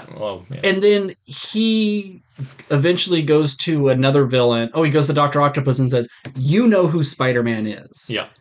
Okay, in that scene where he says, "You guys did this," Spider-Man is hanging out with Mary Jane. She's right They're holding there. hands. Yeah, they're like... I think after Norman leaves, but still. It's like, oh, there's two Spider-Man and Mary Jane Watson. What the fuck is she doing here? He doesn't need to go to Dr. Octopus. He could go straight to her. And if he can't just figure it out, like, oh, this is my son Norman and his good friend Mary Jane and Spider-Man. Or, hey, Peter, I read the newspaper a lot. It seems you're able to get a lot of pictures of Spider-Man, even though I have unlimited money and tech to, like, spy or, send drones to capture it. Can you tell me who Spider-Man is? And I'd be like, oh, I don't know. I never met the guy. Yeah. Yeah, that whole thing picture. He never worked for me. It's like, oh, I'm his personal photographer. Oh, tell me all about him. Can I meet him? And it's like, oh, shit, what did I get myself into? Like, he needed to be smarter about that. Anywho. Yeah, but so... that part is annoying. Harry becomes a side hero. And I was like, oh, that's cool. It's the two best friends, and now they have the powers to, like, save people and even heal the world, and it's lovely. And Harry offers Peter a job, because it's like, Peter, I know you need to pay off Aunt May's house. This is our dream. My dad has money, which means I have money. Here's this thing. All your problems are now solved because I've come back. But the problem is that the symbiote suit has now taken a hold of Peter, has left Harry. Harry's getting sick. The symbiote won't go back to Harry. And it's like, well, we need to go get Dr. Kurt Connors because he's worked with the symbiote suit. He can help us. And then we have lizard stuff. And the lizard stuff is the shit I love. Because the lizard in this looks... amazing. Great. Amazing. So... not as good as Amazing Spider-Man. He's got the long... He's a full-blown gator, and he's a real dinosaur man. He's a real dinosaur man, and he looks cool, and just the detail in this game on him, it looked so fantastic. The fight is pretty standard, but I still really enjoyed it. I loved all the lizard stuff, and you still got to see him in his coat and transform, but he ejects himself and then just gets huge. And how he loses his arm is like because of the symbiote. Yes. And they have to cut it off, and it wasn't an accident or he was born with a defect. One of the more brutal parts, even though you don't see anything, you don't see it, like, wow. And it's just one of those small details of, oh, that makes sense. We change the lore. We change it a little bit. And it increases the story. And it's in service of our story of what we're doing. It makes 100% sense. So that's great. And once again, because the suit has now chosen Peter, Peter's getting more aggressive. He's Yep. getting more angry. He's Classic frustrated by stuff. black suit stuff. Black suit Spider-Man stuff. But it's and nice. Harry and is dying. Yeah, he is, and he can't get the suit back because he didn't give up the suit to Peter. The suit wants Peter, and is willing to heal him as long as he could stick with him. But yeah, the black suit stuff isn't like having Peter Parker be a bad guy. It feels so weird. I mean, even when we saw Tobey Maguire do it, like you can't be a bad guy because you're Peter Parker. Yeah. You're just a big dork. Yeah.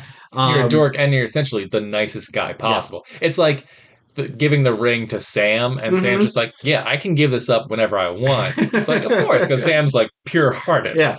Now I know Sam only had it for like an hour and a half, and it's different. Yeah, and then he did hesitate. You know, he was going to give it, and he. But it's just kind of one of those things. It's just like if anyone can fight off this evil, it would be Peter. Or I guess you could make the argument that Peter's Frodo, and then Miles is actually Sam, because Miles is the better heart. Because I loved him at the Miles Morales game. I think maybe the villain wasn't the greatest villain ever, the Tinker or whatever, but I really loved the ending of that game, and just like, you know, at the end, that guy, that's our Spider-Man. Just like the message that Miles sent, it's like, yeah, I'm going to look out for the other people who, you know, Spider-Man can't be everywhere. I'll be this area's neighborhood Spider-Man. I think that was beautiful. And this game is, Peter Parker made all the mistakes. He's the mentor. He is Spider-Man. He's the best Spider-Man. But he's not really. Miles is the better person. Yeah. And that's what I fucking love. I loved Miles in this game.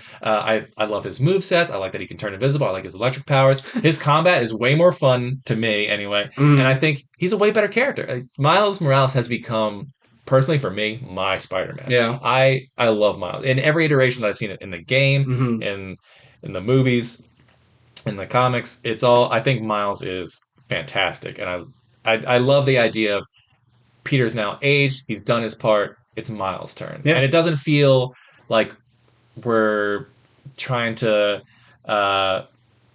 get rid of Peter Parker. Yeah. It doesn't feel like... He's not passing the title off and then retiring. Yeah. It doesn't feel like, oh, well, this is just about like some inclusion, woke bullshit. It's not about that. It's just, here's a new character that were introduced. Does he fit the mantle of Spider-Man? Yes, he does. And does he fit it better? Maybe so. Maybe. Yeah.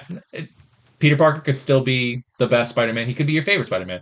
Maybe it's Miles. But is Miles worthy of the title of Spider-Man? Yeah. 10,000% yes. Yeah. You mentioned some inclusive woke bullshit, which I can see a lot of people saying about this game because I think they're not. That's the thing, though. And I'm glad. Yeah. Thank God. Because this game has, you know, LGBT people. It's very diverse in races.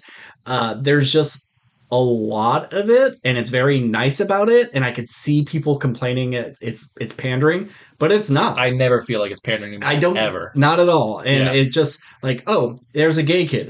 And I knew he was a gay kid before he even said like, oh, I gotta impress my boyfriend. And it's like, oh, here's the gay character that we're gonna use. And so it was a little obvious, but it's nice to see that not everything in a game has to be the coolest, most badass, macho, blood and guts sort of thing. It's like, nope, just a bunch of nice people and trying to do nice things for other people. Exactly. And maybe this is the world where, because of like Batman is in Gotham, and there's the argument that Batman makes the crazies crazier and is partially ruined Gotham. Where like, and we never had this conversation with Spider-Man. It's like, what if Spider-Man is making New York nicer? Yeah. It's not about, you know, he does the same thing as does the same thing as Batman. I don't kill, and he does stop the bad guys, and maybe they break out all the time.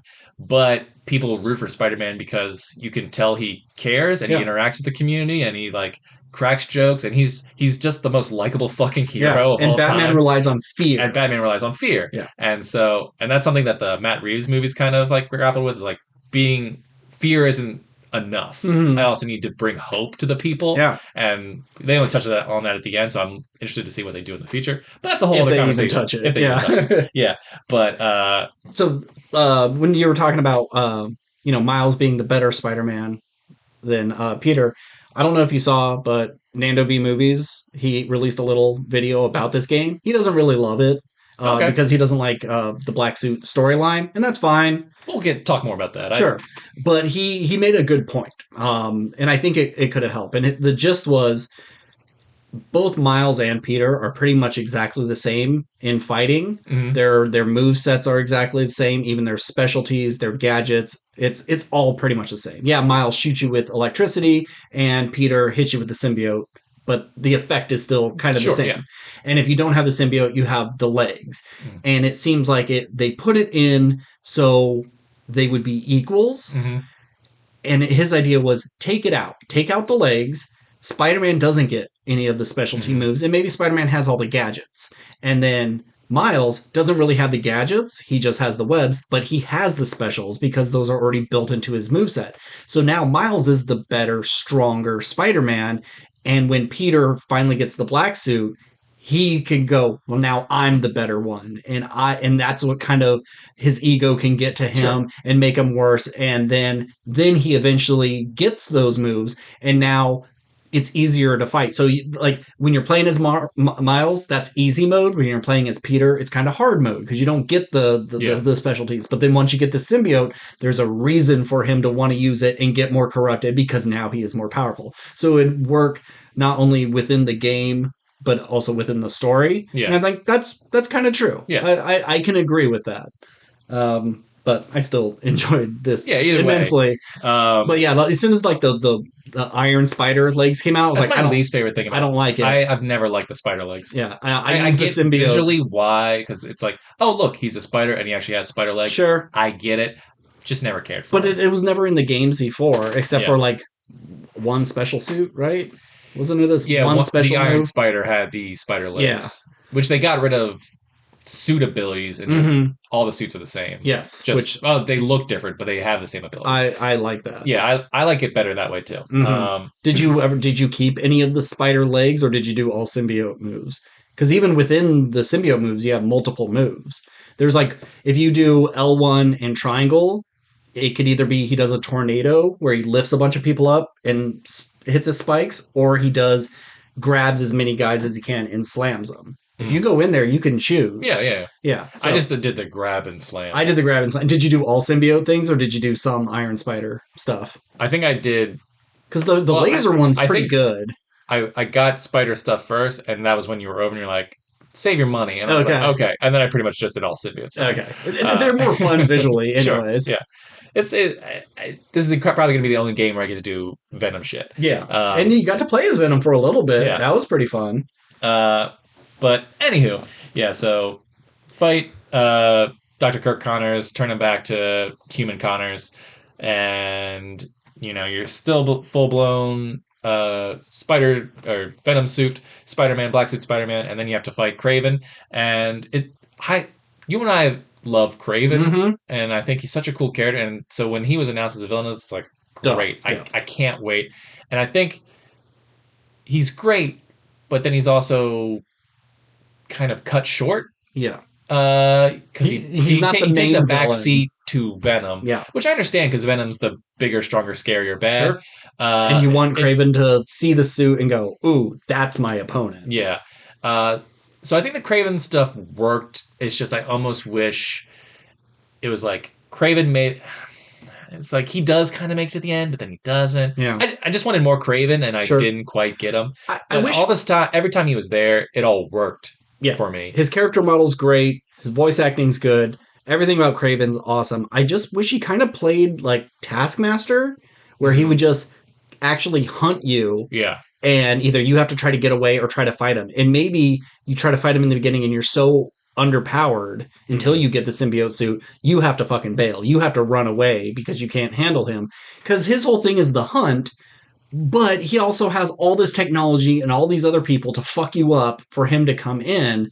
It seems it's like kind of cheating. You're not really getting what you're after, is you are hunting me, but no, you got fucking drop ships and lasers shooting everywhere, and then you finally fight me after everyone's worn me down. I just wish they kind of played with that, like Taskmaster would just show up, you're swinging, and he just grabs you out of the air, drops you, you gotta have a quick fight. Maybe he runs, maybe you run, something like that. Yeah, kind of like in the Arkham games where you would fly and grab a ledge and you would come up and then Joker would pop out and it's like, ha ha! Not Joker. It was Man-Bat. Well, that too. But Joker in the I think it was the third game because he was in Oh, your because he's head. in your. Yeah, that's right. That's right. Yeah, yeah. It's just something like that where just all of a sudden it would be scary and it was like, haha, I've got you. And then maybe you could beat, no matter what you do, you can't beat him, but you have to fight off a couple of his goons in order to escape. Otherwise, you will die in this fight, and then you just reload or whatever. But that might be annoying. I don't know, whatever. But yeah, so I think Craven was a little wasted, but I think in terms of story, his stuff worked. But ultimately leads to Venom becoming Venom, and that's actually Craven's final. So you becoming Venom was a ton of fun. Yeah. Uh, It's just all special moves the whole time. yeah, it's just all special moves, just running through a building, smashing things, just Matt killing people indiscriminately. His ability to jump from one side of the building to the other and land on a platform and then just kill all those guys. And then the Craven fight, I think was too easy, but kind of most of the game was too easy. But just Craven holding a spear and a shield fighting Venom, surrounded by like fire and rain. Yeah.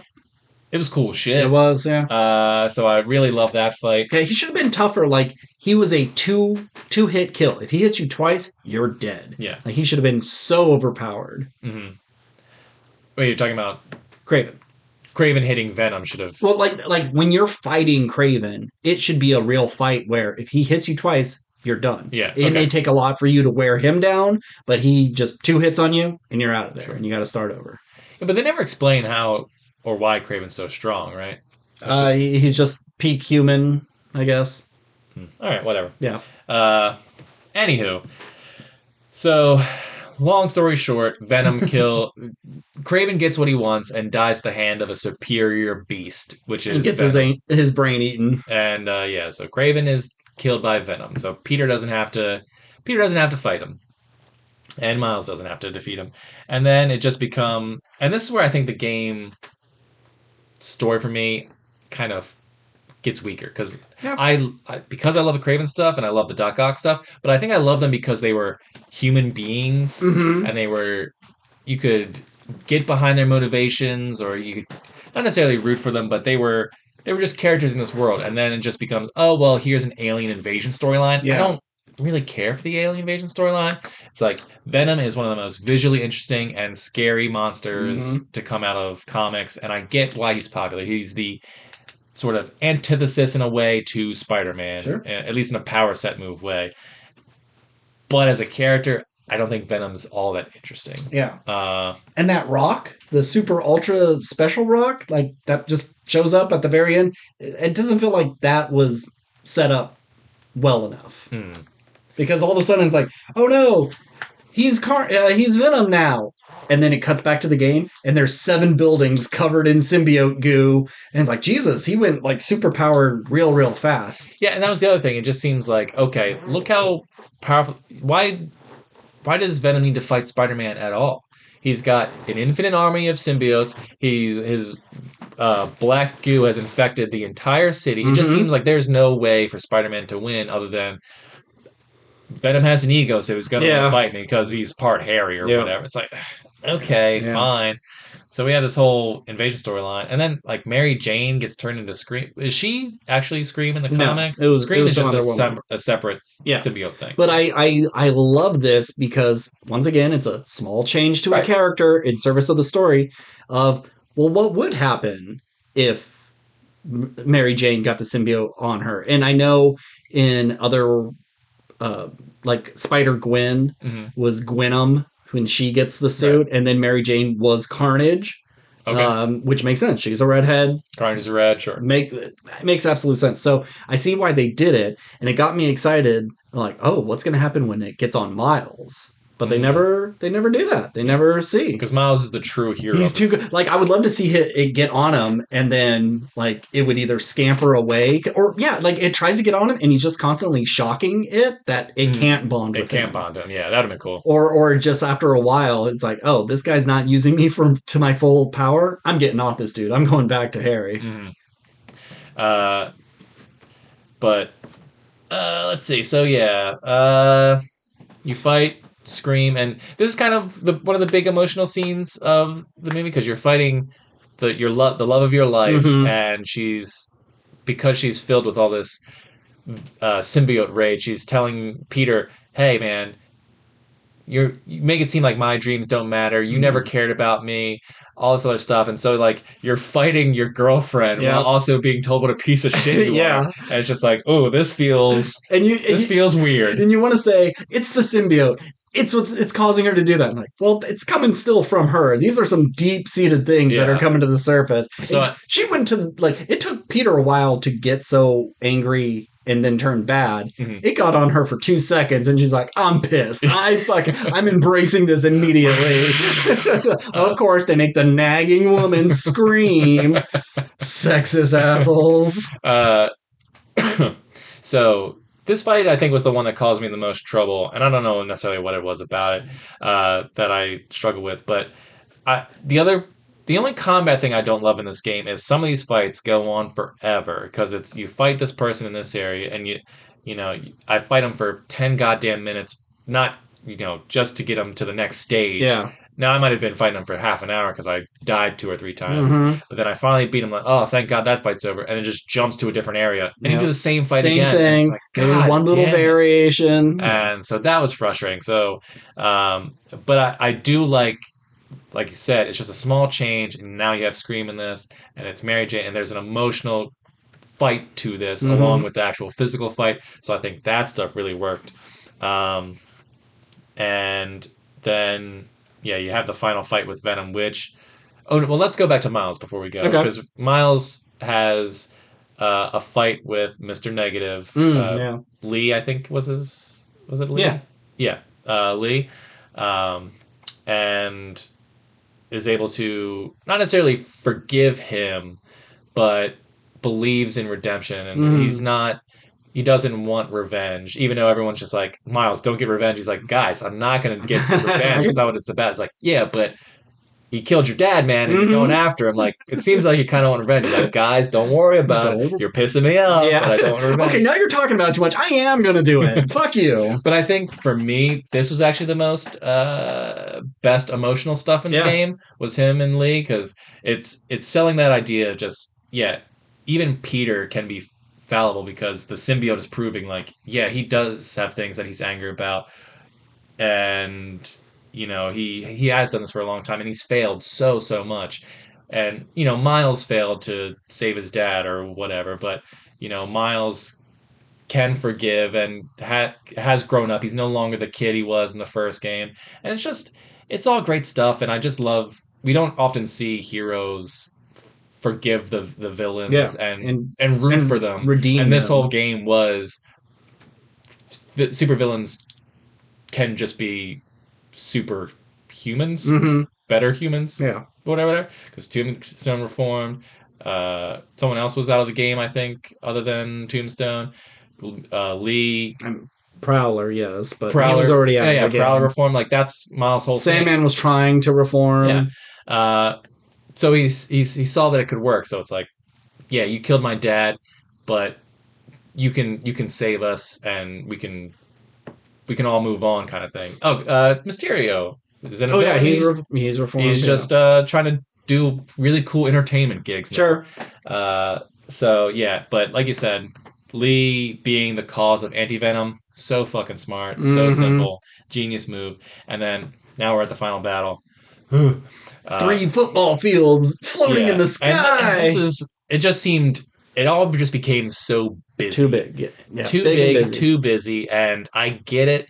He's this big bad villain who's from another planet. So theoretically, if anyone's going to have the big crazy sequence, it should be him. Sure.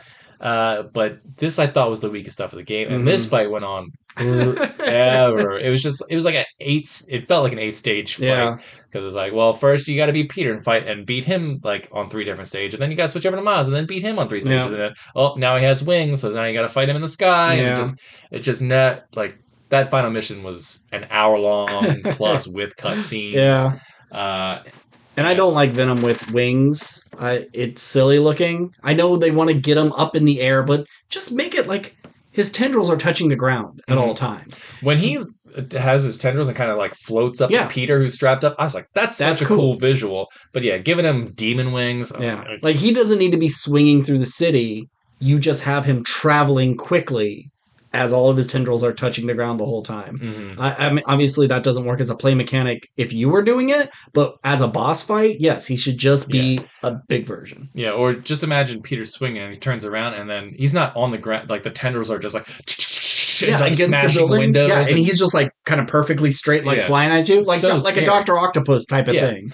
I think that would have been really cool. Yeah. I think you could have done so, but that's the other thing about the Venom fight that kind of sucks is that he's got, it just seems like his power is infinite, but you're still doing hand to hand combat with him, Yeah. and he's taking damage. Yeah. It's like, oh well, if you ring a bell or a car alarm goes off, it's like, oh, that upsets him, but there's so much noise in New York City. How is he not in constant pain all the time? Yeah. And it just seems like I think it's a certain frequency, and it's like the bells ringing. They do say it's a certain frequency, but sure, fair enough. But I think in the comics he does of, like go fuck off to an island because it's like it's calm. Yeah, there's no crazy Spider-Man, and I could just exist.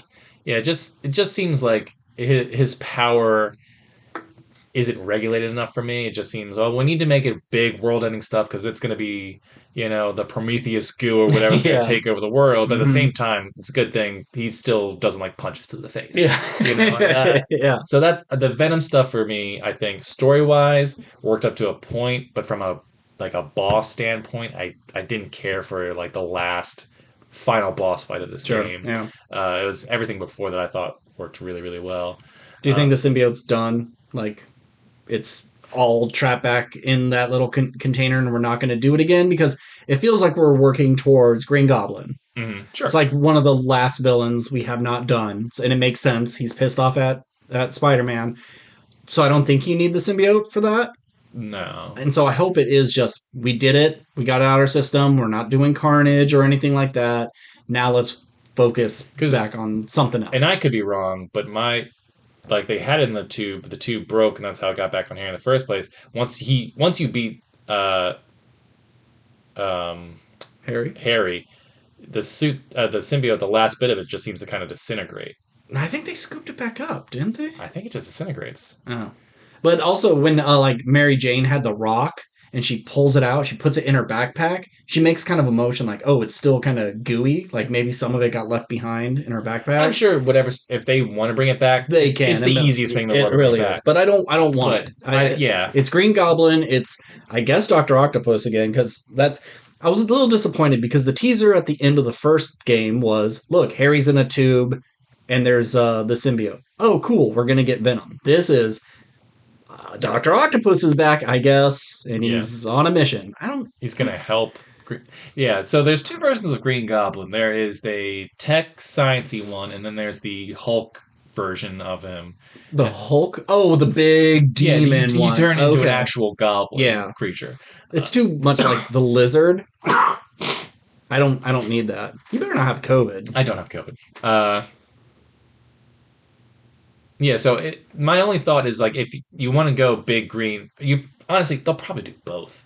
They'll start out as the tech guy and like, oh, this is kind of fun, and you think you beat him, and then he's like, by the way, Glug Glug drinks some altered symbiote thing, and then he becomes he starts getting bigger and stronger, and then I can't control it. I mixed symbiote technology with lizard technology. It's green.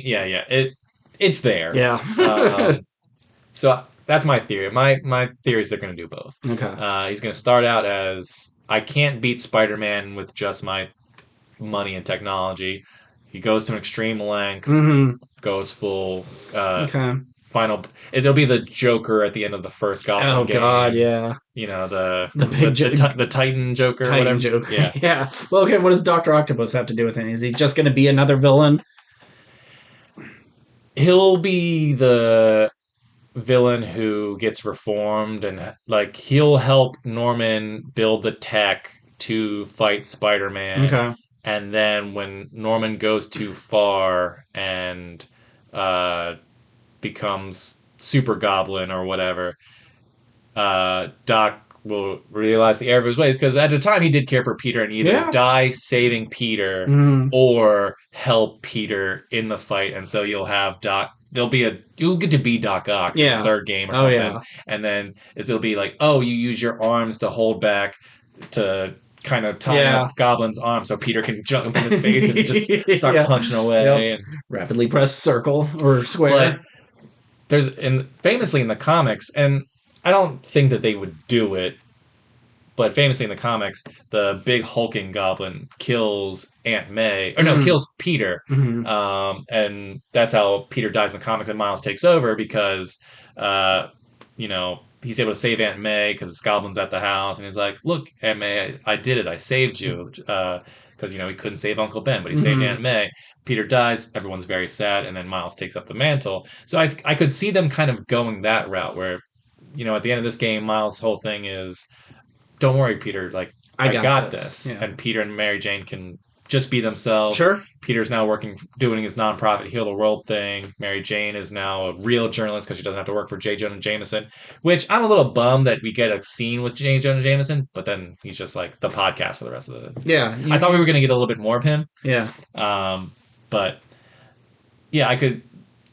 Do I think they'll kill Peter off in the third game? I don't want them to. No, but I could see them at least alluding to that. Like, sure. That's where they're... Like, sure. Peter's about to die, but then...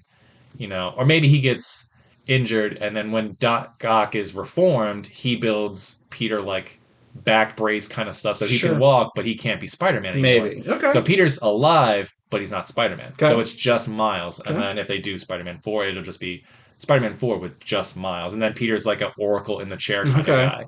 Yeah, I could see them wanting to go down the Spider-Gwen path. Mm-hmm. Oh, we gotta always have two Spider people.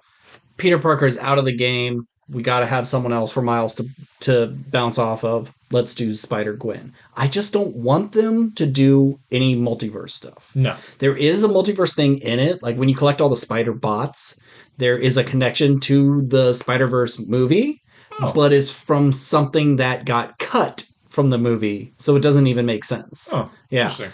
So it's like, it's already in the game, fuck it, we're not taking this out. I just don't want them to go in that path. I don't want Spider-Man 2099. I don't need a Spider-Gwen, even though I think she would be kind of fun. They could just do it in this universe, because we've never met Gwen Stacy in this, so she can just be in this world. She doesn't have to be from another timeline. Yeah. Well, so the last, final thing of this game is a teaser which I had to look up because I wasn't sure who this character was. Okay. So the game ends with Miles on his kind of first date with Haley. Okay. And there's a knock at the door because you meet Miles's... Because Miles' mom is just like, I'm dating this new guy. And you don't get a name, you don't know who it is. I totally forgot about it. And at the end, it's this man who's like, "Hi, I'm Albert," or something. And it's like, "Oh, this is my daughter, Cindy." And it's like, who the fuck is Cindy? Yeah. And then Cindy Moon is Silk. So it teases Silk, who is an Asian American girl with spider powers. Okay. Which, if I don't know if that'll be the Miles Morales Part 2 game, or if that'll be Spider-Man 3. They could still continue with just Miles. Yeah, they could just make it a Miles game. And I don't think they will. So that'll be like a female spider character that you can play that isn't Gwen. Mm-hmm. But that could be... It'd be interesting, and I don't think they would do it because Miles just seems like such a sweet guy, and if he's the pure heart one, whatever you want to call it. But it's like, okay, now there's Miles, but it's now... I'm not saying I want this, but it's like, would there be a love triangle between Silk and Spider-Gwen, and Miles is dealing with, or is he building a spider team, not from multiverse, but it's like, now there's 3... Maybe I can't handle it on my own. I can't handle it alone, but here's Silk, here's Gwen. Yeah. And so now you have 2 females joining the team, and so now that adds a whole nother dynamic. Sure, but he's also dating this non-powered person. And we can just skip all the dating stuff, but it's like, does that lead to separate games? Not necessarily that I'm asking for this, because I'm not looking to spend more money. But can you do a Silk and Gwen game? Would that be fun? Or would it just be additions to Miles' game? Yeah. But either way, we may have lost the Spider-Man, but we might be getting we know we're getting another one, but we might be getting a third. Yeah. So it'd be cool to see Miles being the mentor to 2 female Spider-Men or Spider people. And they have their own missions and they have their own movesets, and I think that could be a lot of fun. That would be, because I don't know much about Silk and what she can do that's different. I don't know if there's anything. I did look her up on Wikipedia, and I think she has all the. She doesn't have anything like electric. I think she has all the standard spider stuff. She just has a really cool outfit. Mm-hmm. Like she looks, it's like a ninja version Yeah. of Spider-Man, and it's fucking awesome. Yeah. looking. So I look forward to seeing that in play style. So yeah, we could always like jump ahead a couple of years too. And he's been training Silk this whole time, and Miles is the new Peter, she's the new Miles, and there is a new Spider person on the scene, and then that's Spider Gwen. You know, and maybe she doesn't want to be part of the team. Maybe she's more of a villain. I don't know. There's a lot of things you can do, but think of all the Spider-Man villains. Is there anyone that we haven't touched on? Like they've all now that we've got Venom, I don't know besides Miles. Carnage. Yeah, I don't know Miles's Rogues Gallery. He doesn't I got mean, we have the Spot now from the movies. sure But El Muerto. uh, either they bring in more. I think they would bring in more Miles villains from the comics, but I think it's also an opportunity for them to create a new villain for the game, like they did with the Tinker. Even though probably the Tinker might be Tinkerer is a thing. It's just a different version. Oh, of just a Tinker. different version. Yeah. Okay. So yeah, I don't know. Isn't Mr. Negative? Wasn't he made for the game? I thought so. I could be wrong, Okay. but Because I that think he seems was like made for the game. something made for the game, got popular, and then adapted into the comics. You know, like Yeah, a yeah. Harley Quinn or something Sure. like that. Because if you look at all the Spider-Man villains, we pretty much did them all. Mhm. So who's At least left? the big ones. Yeah. Yeah, I mean, can you think of anyone besides like a Morbius? Oof. I don't even. After that movie, I don't know if I want Yeah. Morbius in here. And I know it wasn't popular in the comics, but maybe they can do something with it. But there's a family of vampires, of interdimensional multiverse vampires. Mhm. They go to different multiverses and kill the Spider-Man because that's what they feed off of is Spider-Man's blood. Hmm. So they go from one to another and they kill Spider-Man. And I think that's kind of a fun idea. It's kind of like I mentioned it last time, like the one, Yeah. jumping around from multiple dimensions, but that would be something a little bit different. Vampires versus Spider-Man. That's maybe they could do that, Mhm. and you could probably work in a Morbius somehow, or even maybe a Blade. I just don't know what's the big thing besides Green Goblin. Oh, and did you notice when they're telling their plan, and it's like, okay, Mary Jane, you're gonna have to go get the Rock, and Miles, you're gonna distract him, and then I'm gonna go fight Venom, and they're using like little player pieces that Harry was like, it was a little goblin. Oh. It was like Yeah. a fantasy goblin, Yeah. but Because it was like a little kinda- figure. Yeah. Yeah, I'm like, oh, that's a cute little thing. Got him. Let's see. What did you think of Miles' final suit? Because I saw a lot of people online Ew, hated it. yucky. It worked for me. It's fine, but no. I didn't necessarily. I changed it was instantly. It wasn't my. I kept it for the sake of the For the game. story, yes. For the story, I wore it till the end. Yeah. Obviously, once the story was over, I switched it out. Yeah. But I didn't hate it as much as the Yeah. rest of the internet seemed to. No, it looked like just a pair of shoes that I would never wear. Something flashy. Yeah. It's just, not for me. I like that his hair was out of it. I did like that, yeah. So here's some things. Totally forgot he could become invisible. I'd used that once the entire game. I kept forgetting about it. I'd pop it on and just like kind of scope out an area that I was gonna do my stealth. Yeah. And then when I'm doing stealth, I kind of just got like, why am I doing this? It'll be faster if I just beat everybody up. Exactly. And I like beating people up. It's more fun. So making the stealth part, like you can stop a thing and then they won't call for backup. But maybe if you don't do it, and that backup should be incredibly hard. Like give it a reason for you to do this stealth. Or if you need to do stealth, instead of everyone just pointing their lasers at an empty spot on the ground, have them constantly looking around. They move a bit. It's not Maybe. Well, I always take out the snipers Yeah. first, but I never see the snipers look anywhere else unless I like distract them and make them. Yeah. Yeah. So yeah, that's one thing I'd like for them to change. One thing I forget: R3 L3, your super move. Always forgot. It was fully charged pretty much through the whole game. And I'd go, oh yeah, that. And I'd use it to defeat a boss at the very end. Mhm. I never use it to my advantage because I think you are incredibly overpowered. And I almost want to replay it and not put any points into my gadgets because those gadgets are so overpowered. Like if you have the sonic bomb, the symbiotes are nothing. You shoot one of them, they all start freaking out, and you just annihilate them. So I think not leveling those up and making them weaker may be kind of fun to go. Because there are so many fights I jump into, and I go, no special powers, just punches and webs. And then other times I jump in, okay, no gadgets, only superpowers. You know, and so I have to like challenge myself because it's way too easy to beat these guys. Everybody, But see, is you not beat hard. these guys souped up. I beat them, and I didn't soup up anything. Sure, yeah, and But I'm agreeing with you in terms of like the game is easy It is because easy. you are OP. Yeah, and because I did the bare minimum, and I Mhm. still breeze through the story. yeah, it's not tough if you can get into the rhythm of when to dodge and when to web and stuff. This game is incredibly easy. So I do wish. I don't know how you change it because I don't want it to be worse, but it does need to be better. And I've had this idea for a game in general, and I think I may have mentioned it to you. I may have even mentioned it on the show. But imagine a video game where you start with everything, every move, every weapon, everything is maxed. And then We've talked about this. yeah, so like say Spider-Man, all your gear is maxed and you do everything. And once you get done with a fight, oh man, it really put some damage on my web shooters. And then you have to take away a skill point. And you have to, buff or debuff all of your moves.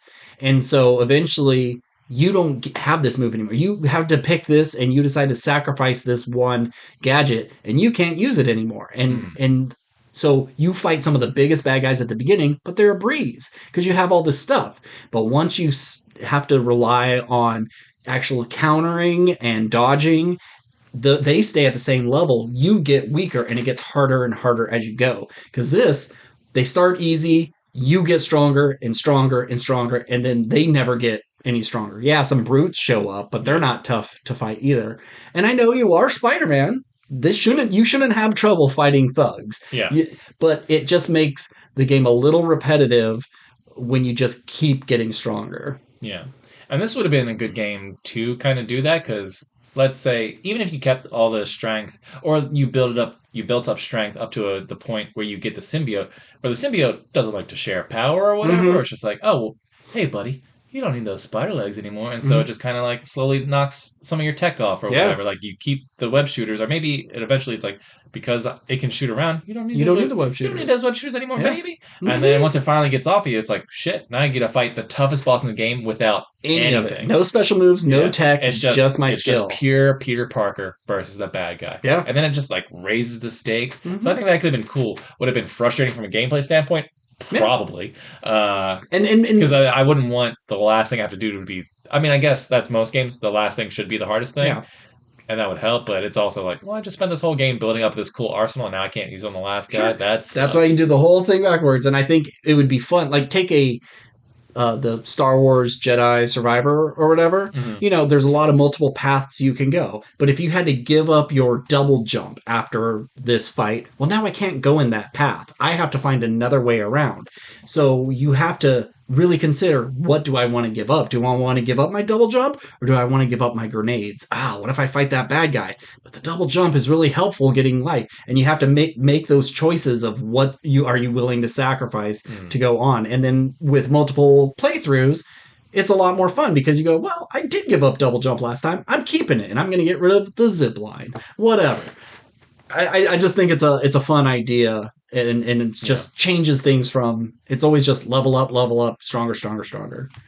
One thing we didn't talk about in this game, which should have made me want to do stealth more. I think I probably did stealth more than you did. Yeah. But it's like I wish I had the opportunity to want to use this more. Was the new ability to shoot a web line anywhere is such a great addition. It makes really is. It makes it more dynamic in terms of stealth. It's like, oh well, I would love to be able to, web down, grab this guy and pick him up, but he's all the way over there and there's nothing above him. It's like, well, I can just make that path now, which once again might make the game more even easier. But it's just one of those things like, well, why? Of course, Spider-Man. Why wouldn't he do that? Yeah, and it's just an added level of now that it's kind of tactics, kind of makes it a little bit easier, a little bit more fun. But yeah, they improve on everything, but it's the point where it's like, well, now this game isn't difficult at all. It is. Yeah, it's incredibly but easy. like you said, should Spider-Man have any problem taking down any of Craven's men in a single hit? No, he should do that to everybody. He should flick them in the fucking skull, and they'd all be unconscious. Yeah, brain damage. Yeah, Spider-Man should never struggle to fight him, even when he's pulling punches. Yeah. Supervillains, of course. Mm-hmm. Regular people should be the easiest fight all goddamn day. Yeah. And I just wish there was a little more variety when it came to the villains, because it is guy who shoots who flies, shield guy, weapon guy. I think having the robotic animals did do that. That helped, yeah. But it was, you had the Jaguar one and the Eagle Bird, one. yeah. Was there another one? No.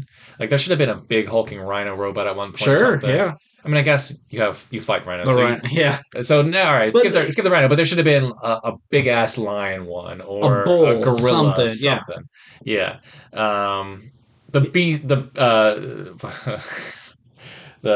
was the Beast Wars? The Transformers. What was the Beasticles? I don't know. I don't remember. Did they have a name? Yeah, Predacons, and those were the bad guys. Were Predacons and the Deceptimals. No, I don't remember. What were they called? Doesn't matter. It doesn't. It's just like, it would have been cool to just see. Well, what if there was just boss fights with giant? And I know it's a video game thing. It's like, this would only happen in this stupid superhero shit. Sure. It doesn't make too much sense. Why would Kraven want to have big hulking robot things? He has them to train his men. Sure. I have the gorilla was one of the hardest fights, so I have this robot gorilla that my men can fight on. Oh, you defeated all my men? Well, can you take on this giant robot gorilla? Correct me if I'm wrong. We never fight that tiger, right? No, it just sleeps. That's devastating. Yeah. But, I mean, do you really want to kick a pet tiger? You pet it.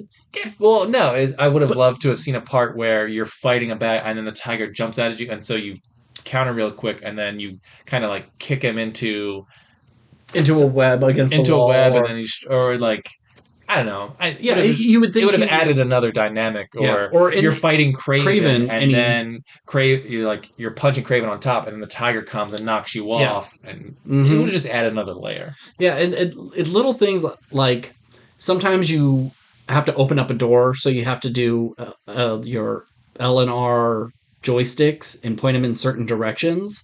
Most of the time they were just down, but I wish there was more of that of, oh, I got to go left, down, right, up, and you don't know which way it is. Some of the QuickTime events are just so simplistic. And I know you're making me feel like I'm pulling open the door, so it's got to be down on both of them. But I think it would be fun of, you've got to do these different directions, and he's whipping them around and lassoing things. It's just, yeah, so these puzzles are simple. When you have to connect electricity or use your vision to follow the pipe, it's all just so simple.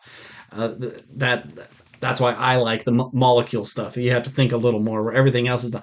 Turn on your X-ray vision, follow the thing, charge it up. I think part of that might also be too that this is a real world New York City, so it doesn't make sense that there's like some temple with a bunch of puzzle bullshit that you gotta solve. Yeah. Where, like, it's not. You play a Batman game, like Arkham isn't a real place, so you can kind of like make shit up. And, like, you have villains who are specifically designed to like challenge Batman's brain or whatever. Yeah. And, but I think they could have done that with Arkham City, you go and you find out that the League of Shadows has been living in this future world area that's been forgotten or whatever. Like, that doesn't make any fucking sense. You can't do that with New York, so New York just has to be normal. And no subway. You try to go into a subway, it instantly kicks you out. I'm waiting for them to like. That should have been the fast travel option. I mean, that's what it was in the first game. Was you ride the subway? Remember, like, you're sitting on the train. It'll be a small cutscene where you're just talking to someone. Oh yeah, okay. So, but this, like, the fast travel is so instantaneous, or switching between Spider-Man instantaneous. Doesn't matter if you're on the other side of the city. It loads like nothing. It's amazing. The power of the PS5 is terrific. But I think in the next one we'll probably get even more land, because there's a part on a bridge where you could only go so far, and then it kicks you backwards. And there's a trick of, if you get in the way of a bus and it hits you as it's crossing through, it will let you travel to the other side of the island. But like, cars are driving up the walls, everything is low res. It's like this is stuff that's maybe going to be DLC in the future, like where the Statue of Liberty is and thing. Like we needed to put this I didn't even core. notice Statue of Liberty in this game. I assume Yeah. it's there, right? I believe it is. Yeah. Okay. So maybe that's DLC later that will get even more land in that. But I think adding the subway system or sewers in parts of it would be a good function. Yeah. It'd be like Tears of the Kingdom, where it's like, yeah, there's the overworld. Well, guess what? Now there's the underworld, Yeah. which is the subways and the tunnels. And But like that's where you would have dealt with like the lizard, and lizard, stuff, yeah. but you didn't. no, But I guess you kind of did in this game. a But. little bit. One last thing, maybe not one last thing, but one last thing on my notes. Anytime you're starting a mission, crimes pop up all the time. And usually it's closer than where your final mission is. And so you just stop a crime on your way. Makes you feel very Spider-Man-like. Every crime shows up 500 meters away. Between like 475 and 512 meters. Nothing ever appears 100 meters away. It's always, and if you'll start noticing if you keep playing it, it's always 400 plus meters away. It's really annoying because it takes you sometimes too far out of your way to do it. Nothing ever just appears beneath your feet. And I know it's probably a loading thing, but it's the same distance every single time. And even if they had a line of, oh, my sensor thing only goes so far, it goes 500 meters, and once I get closer to it, boom, of course it's going to pick it up right at 500 meters because it's as far out as it's happening. So I guess that would make sense, but it's every time. Just start trying to pay attention. It's an annoying little thing. I just want to swing, and it's right around the corner. No, I always have to travel to the crime. The crime's never just right there. Because the game's giving you the option to avoid it, because it seems like if it just pops up and it's right there, then you feel obligated to do it. It's just like it's you see it, and I feel like sometimes I'm going towards a thing, and it's 500 meters away. I know to dodge, because if I go over it, then the prompts are just like web kick 3 times. Like that prompt comes up, and then, I don't know if I'm sure there's some design reason for it, so like it doesn't bother me, because most of the time I just actively avoid them anyway until I'm like, all right, well, now I'm ready to clear all these crimes out. I played this like a true Spider-Man. I stopped crimes if I came across it. If there was a little side mission to do, I did it. And so I tried to, because when you asked me if I beat it already, I was at the door where it says, "Are you sure you want to continue? This is the last chance." Yeah. And I went, "This is the last chance." And I went back and I kept doing stuff because I knew I'm going to beat it. So I saved it. That's how I played the first game, but I just wanted to, for whatever reason, just get through the story. Get through it. Yeah. Because I have a hard time playing the story and go like, all right, well, I'll take a break now and do other stuff. You want to just keep... No. Well, it's like, but Harry needs me. I need to go save Harry or whatever. Yeah.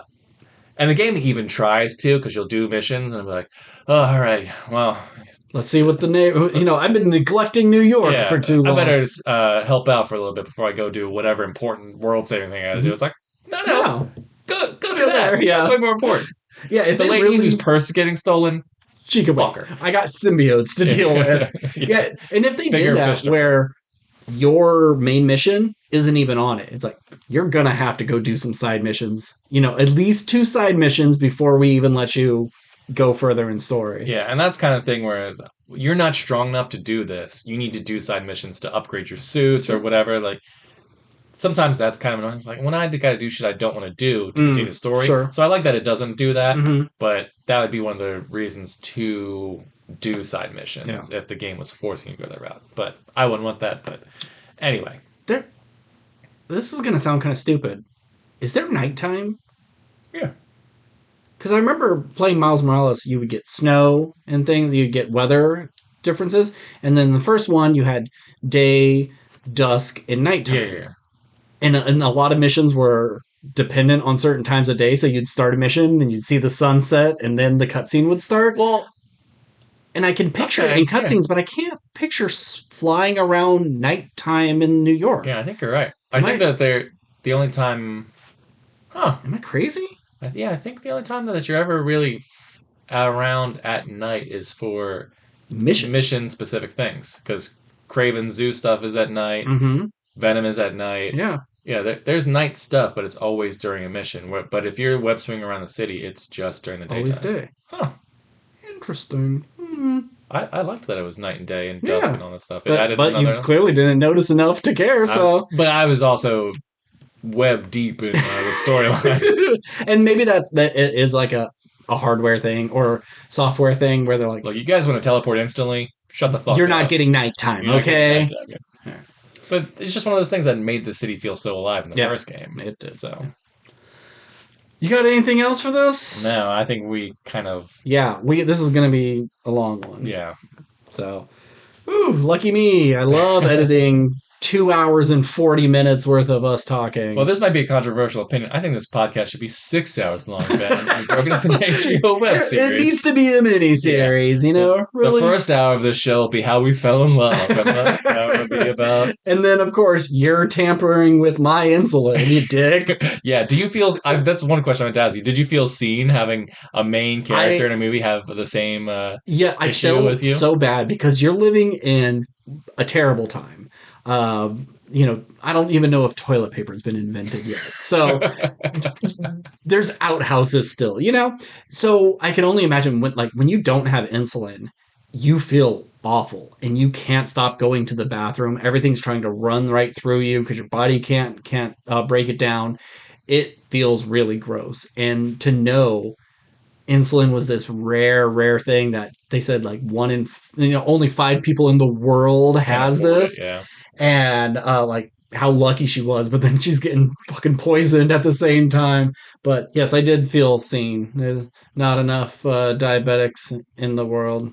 Yeah. Yeah. Just Molly and Wilford Brimley, right?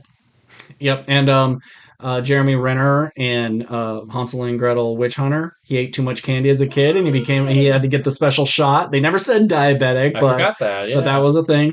Did you ever see that Will Ferrell, Kristen Wiig Hallmark movie where they like play it serious? Oh no. Yeah, it's like they take it like it's funny because it's them, and them being serious is hilarious. But they have a diabetic kid and someone kidnaps her. She's like, oh, I don't feel good. Like, just give her a candy bar. That's what happens when you're diabetic. But she had a very strict diet and just a little bit of candy would kill her. So she eats the candy bar and now she's in a coma. And yeah, it's a good little movie. Yeah. Okay. All right. Wrap it up. Next week is not what? Oh, sorry. I know we're just wrapping up. What would you grade Spider-Man? I would probably say an A. It doesn't get a plus because of the minor things, but all the minor things are truly minor, and I have so much fun with it that they're just nitpicky things that I would love to have or see or do. But I can't really complain because it's just more of what I absolutely love. Would you say, where would it rank in the 3 games? Story-wise, it may be my favorite. I really like the Harry, Mary Jane, and Peter and Miles. All their stuff connected, I think, is really good. All the stories are really great in all the games, and that's what makes these so awesome. Is that they're not just trying to let's recreate this movie, this specific storyline.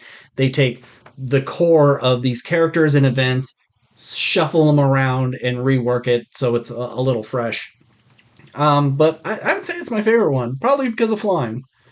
Flying is just so damn fun. It's the most fun of the 3. It really is. But easiest, unfortunately, but most fun. And I love flying. It looks so fucking cool. Okay. And I know is there anything specifically you would like to see in Spider-Man 3? Whether that be characters, villains, gameplay elements. Is there anything specifically you're looking for in the future game, or is it just as long as they tell a good story, you're happy? Yeah, because there's really not much more you could do with the game. They've done so much already, and so many of the villains are taken that it's hard for me to say what I want because hopefully they have like a story idea where they can do whatever they want where I don't have a story idea. Mm-hmm. So they may have this great idea that brings the Rhino back and makes Mysterio a bad guy again. And it works perfectly, yada, yada, yada. Right now, I don't have a story, except for vampires. I just don't want multiverse stuff. Yeah, that's fine. We're kind of over multiverse. And by the time this next game comes out in 7 years, will be really over it. And I think keeping it separate from any sort of Across the Spider-Verse, and they said like the Wolverine game is going to be in this universe. Okay. I I think mean, that- the Avengers exist. There's Avengers Tower. And this is like Universe 1042 or something like that. So it's like that's fine. You could create your own cinematic universe within games. That's cool. You don't need to go like, Hugh Jackman, what are you doing here? You know, I don't want Tobey Maguire to show up in any of these. That's fine. You have the Raimi suits and things. That's great. Yeah. That's as much as we need. We Yeah. can play multiverse on our own with dress up with right, the right. Spider-Man. I don't think story wise we don't need it. Okay. I say jump a couple years ahead. I wouldn't mind adding a Give me Spider Old Man Gwen. Miles. I think the retired Peter is a good idea. Silk, Spider Gwen. You know, I like that Batman has his Bat family. And it would make sense, you know, that Spider-Man has his Spider family. And maybe it could be that where you feel He has like a you're Spider doing... family while he's starting his real family. Sure. Because It Mary feels- Jane's pregnant. It feels like multiverse stuff, but you can just take these other, like Spider-Woman and all these other characters, and instead of making them from other dimensions, you make them just from New York, and they're inspired by Spider-Man, and they want to do it as well. That's fine. No multiverse shit. All right. Yeah. Sorry. Let's wrap it up. Yeah. So next week, not much of anything, which is weird. So we'll probably do Five Nights at Freddy's, depending if you can get to it. I'm sure Well, if I can get to a 3.5 hour movie, I can see, what was it, an hour and a half? yeah, it's 45? not super long. Yeah. I'm sure I can make it work. So if not that, I don't know. We'll figure something out. We're inching closer and closer to our 100th episode, but we've been doing every other week now. We've been having breaks, so it's taking longer to get to that 100th episode. But How many? Sorry. we're how on many- 96. This is 96. Okay. So Five Nights at Freddy's, and then probably Hunger Games, The Killer. I know I'll want to talk about that. Yeah. We got some stuff coming up. Yep.